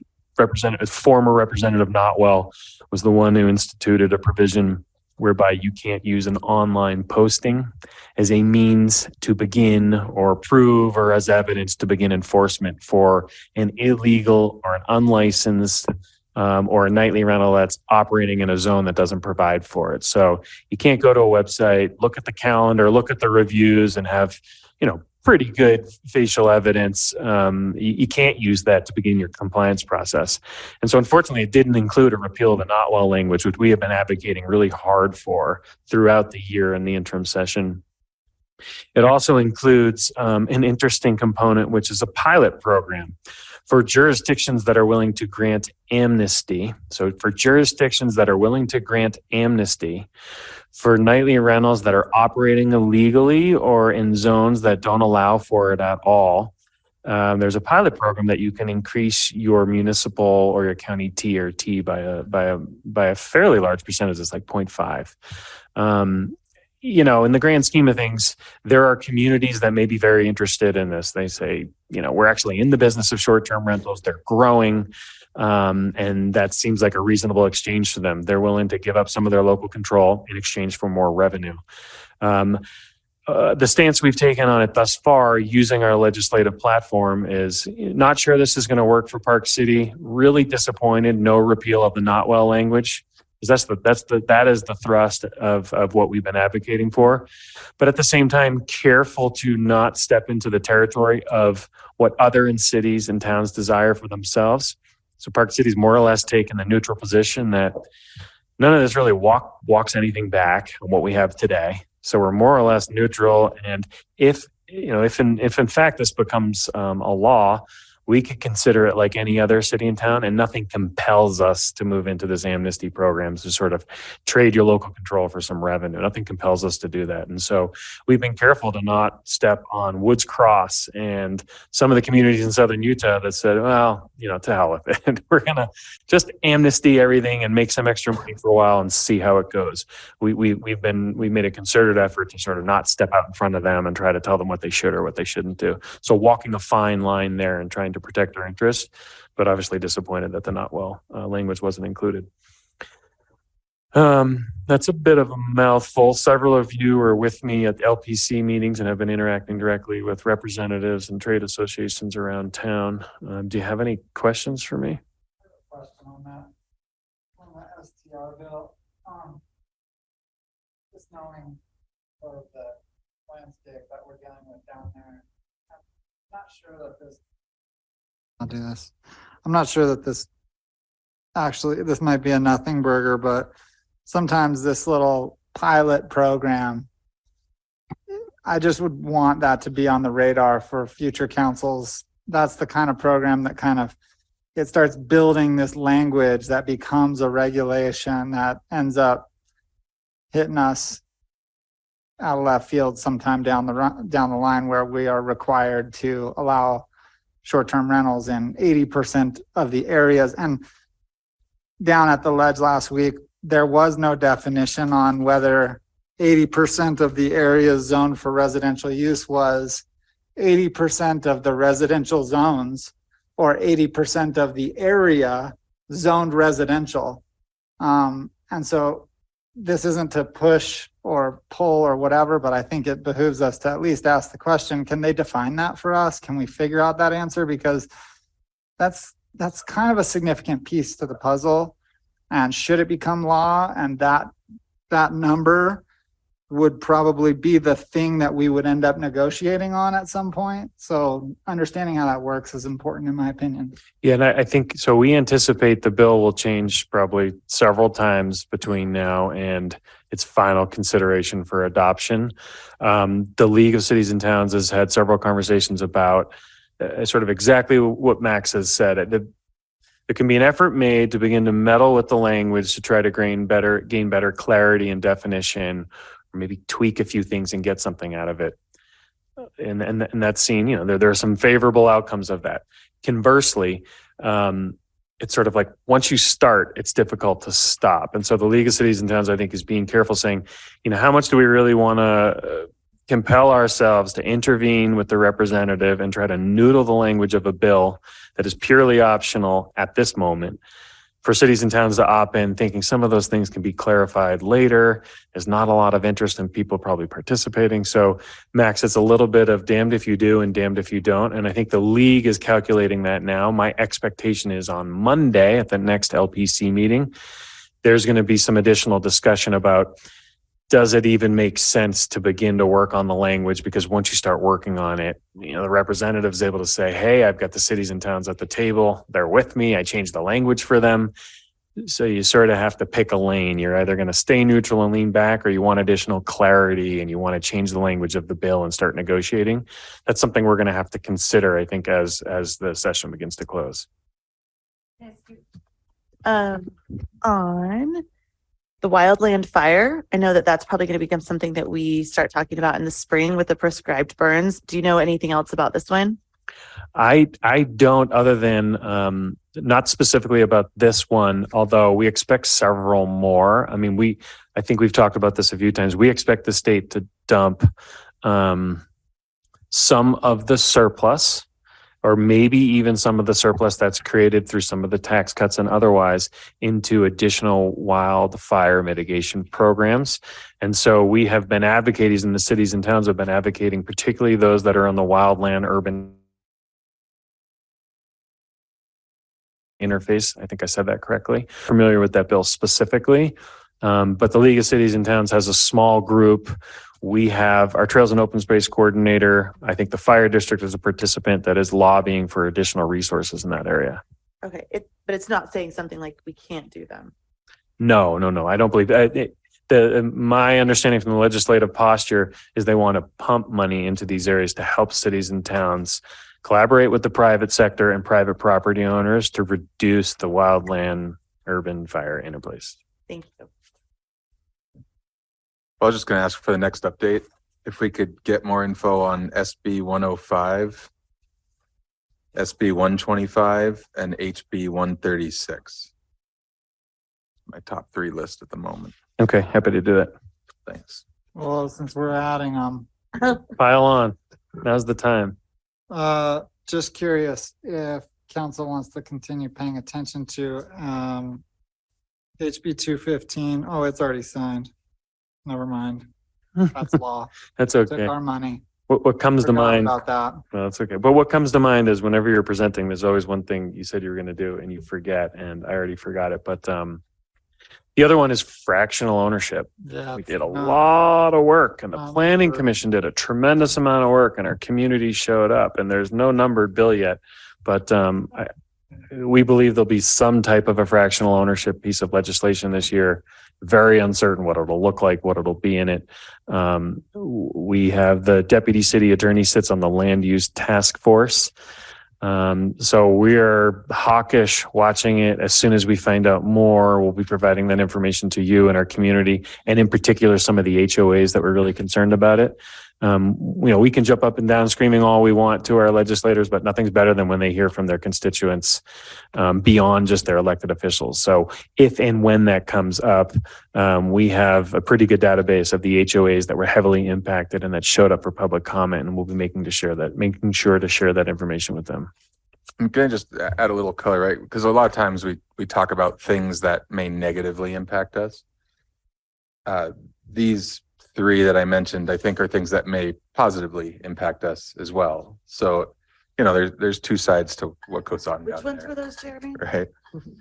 SB 105, SB 125, and HB 136. 105 is about traffic enforcement. 125 is about electrification of transportation infrastructure. Oh, yeah. And 136 is around safe school routes. It's not lost on I don't know if it's lost on you, but they're trying to tax electrification and cheapen gas in Utah. What a shock. Right. And sometimes it's not a bad thing, right? That's Well, why I that want to could learn more. backfire, though, because we're building a robust charging facilities around Park City that Sure. Yes. cuts both ways, maybe. Yes. Okay, thank you for that update. And thank you, Michelle, for all your work on that. We are adjourned from the regular meeting and we are going to reconvene as the Park City Water Service District. Oh, you're fast. I'm I was so thinking tired. 3 that I'm times. like- I'm trying to wake up.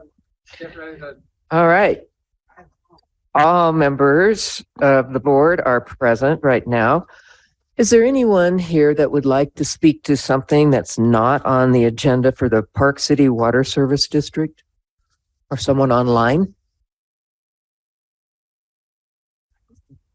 No hands raised, Mayor. All right.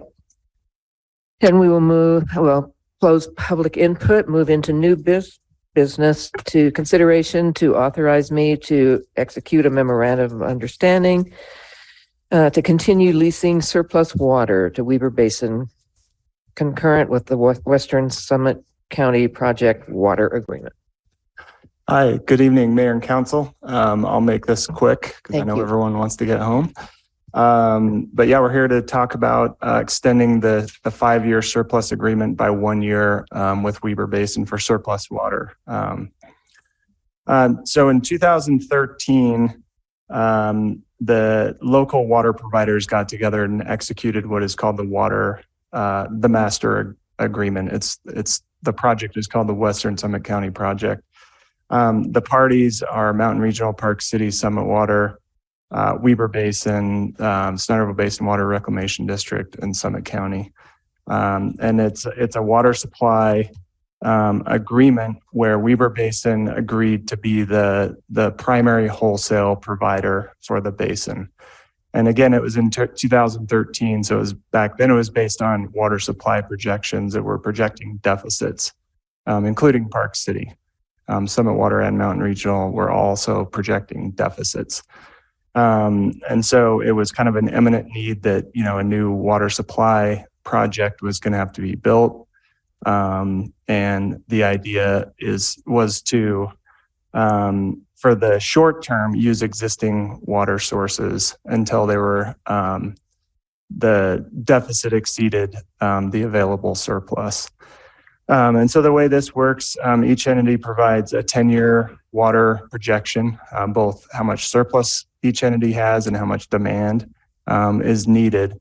And then Weber Basin looks at that and kind of balances the books, purchases water from entities showing surplus water to fulfill the demands of other entities until, again, the demand exceeded the supply. And then you move into a long-term portion of the agreement where Weber Basin then mobilizes and starts building a new water importation project.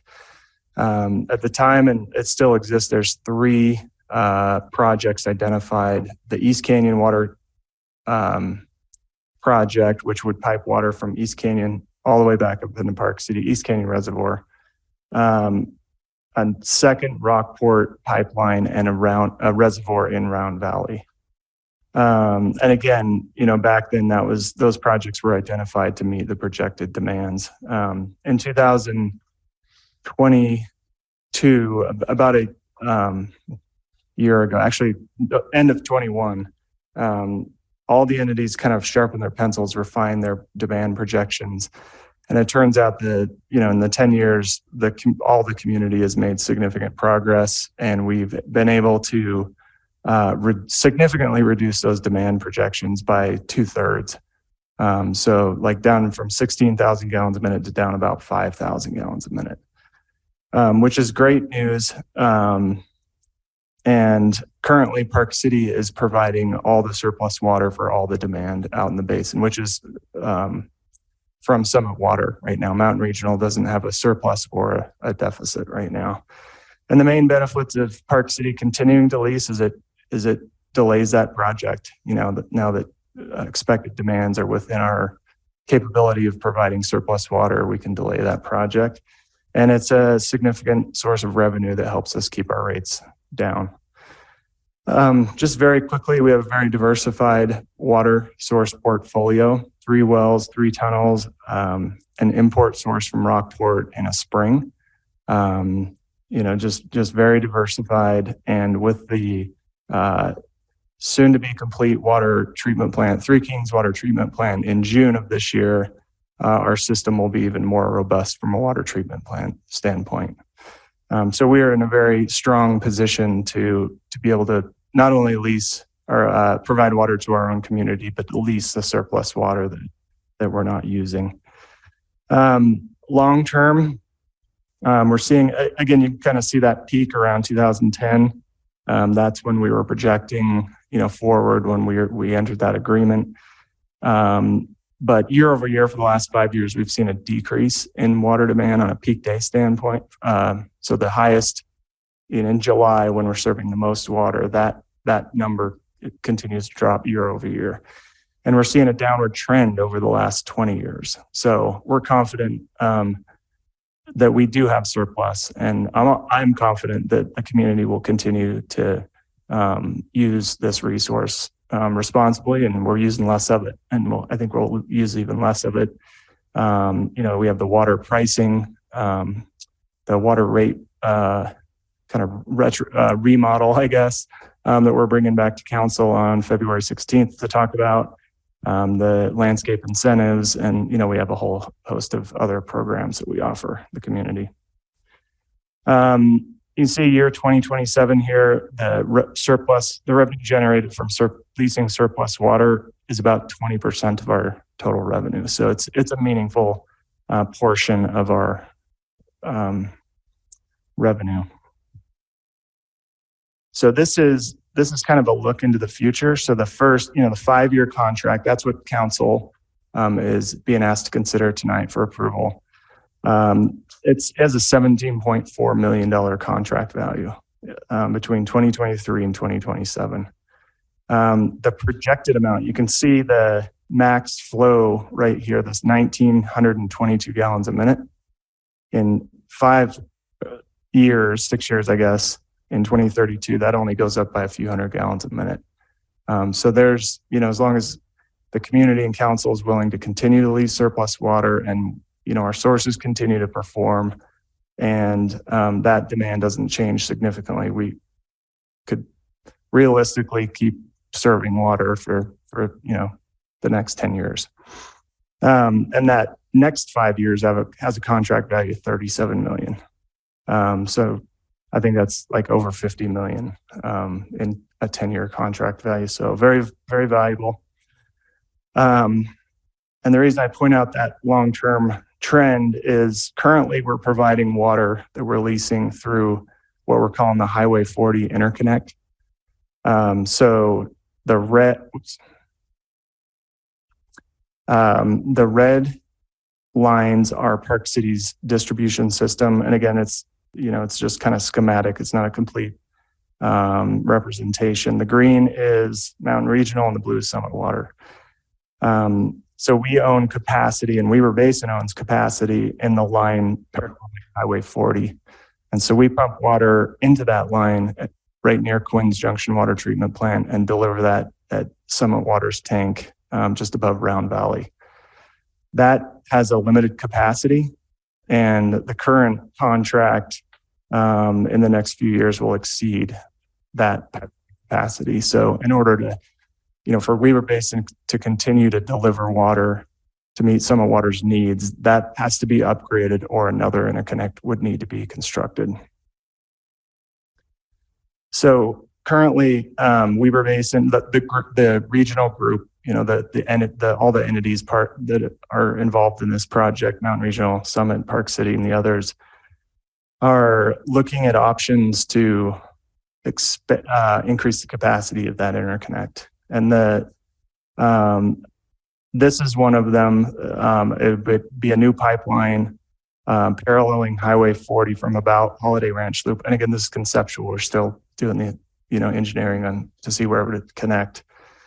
It would run down Highway 224 and connect to Summit Water System. And then there'd be a small interconnect on Old Ranch Road to connect Summit Water System to Mountain Regionals. So we could connect all three systems this way. But I just wanted to kind of preview this with council, that this is being studied as kind of a necessary component to continuing to delay a large water project. I'll just go through these very quickly. There's some risks that we look at when we're looking at the viability of all our water sources. And we feel like we've got some good mitigation strategies to mitigate these risks. But, the PFAS is a contaminant that's showing up in our wells. There's a pending maximum contaminant level. That's what that MCL is. At the EPA, it hasn't been issued yet, but there's a chance that that limit could be lower than what we're seeing in our wells, which means they would require treatment, or we stop using them or convert them to raw water. There's some others. Wildfire in the Upper Weber watershed is always a concern. The aftermath of a forest fire is really bad, poor water quality due to the soil instability following the, kind of the burning of all the vegetation. Just other natural disasters, short-term upsets, water line breaks, power outages, and then again, limitation of the existing interconnections. So the mitigation strategies, one is the contract is a 5-year term. So at any time, we can cancel, and on year 5 or on year 6, we're done supplying water. To address contamination of the wells, there are treatment techniques that can remove PFAS. We don't know if we need to deploy those or start looking at those. And the other strategy is to convert those to raw water. So use other water sources for drinking and convert those wells into irrigating the golf course and stream flow. We also have built-in contract language into the surplus lease agreement with Weber Basin that allows us to interrupt supply or reduce it proportional to what we would reduce our own residents. So we could declare an emergency and expect our own residents to reduce and pull back on the surplus lease as well. That'd be due to a major failure in a piece of infrastructure or an earthquake or something like that. I think that's all I have. And so, my recommendation is we continue to lease surplus water. Thank you. Questions? Yeah, a quick one for you. Sure. So in your projections, because they're pretty flat, did they include the future entitlements and development? I mean, we have a lot of big projects coming, right, with the base areas, with the film studio, with the Holiday Village, Bonanza Park. I mean, Yes, some big stuff. That's all in that flat forecast. They do. So it's kind of arcing in the first, 10 years or so. But yeah, we are considering, and actually we're refining further. We're updating our water master plan right now. And, we've considered the purchase of Treasure Hill, the fact that we don't have to supply Bonanza Flats with water, other open space purchase. So the density reductions, as well as the increased demand from the 2 base areas, arts and culture and those. And when you look at those demands, there's not a lot of outdoor irrigation, so they're surprisingly low. But yeah, we have considered that development potential. What we haven't considered is any kind of annexation beyond where we're serving now, or any real development out by Highway 40 or Quinn's Junction. So that would be in addition to what's projected here. Okay. But if we make the assumption it's over 5 years out, then you feel comfortable that we don't have a ton of risk there? Correct. Okay. Thanks. If there's no other questions, we'll open public input. If you're joining us online, please raise your hand. I don't see anybody in the chamber that might want to comment. Do we have anybody online? No hands raised, Mayor. All right, we'll close public input. Council comments or a motion? Your Honor, I move we approve new business item number 1. Second. We have a motion and a second. All in favor? Aye. Aye. And it passes. Great. Thank you. We are adjourned. Thank you, everybody.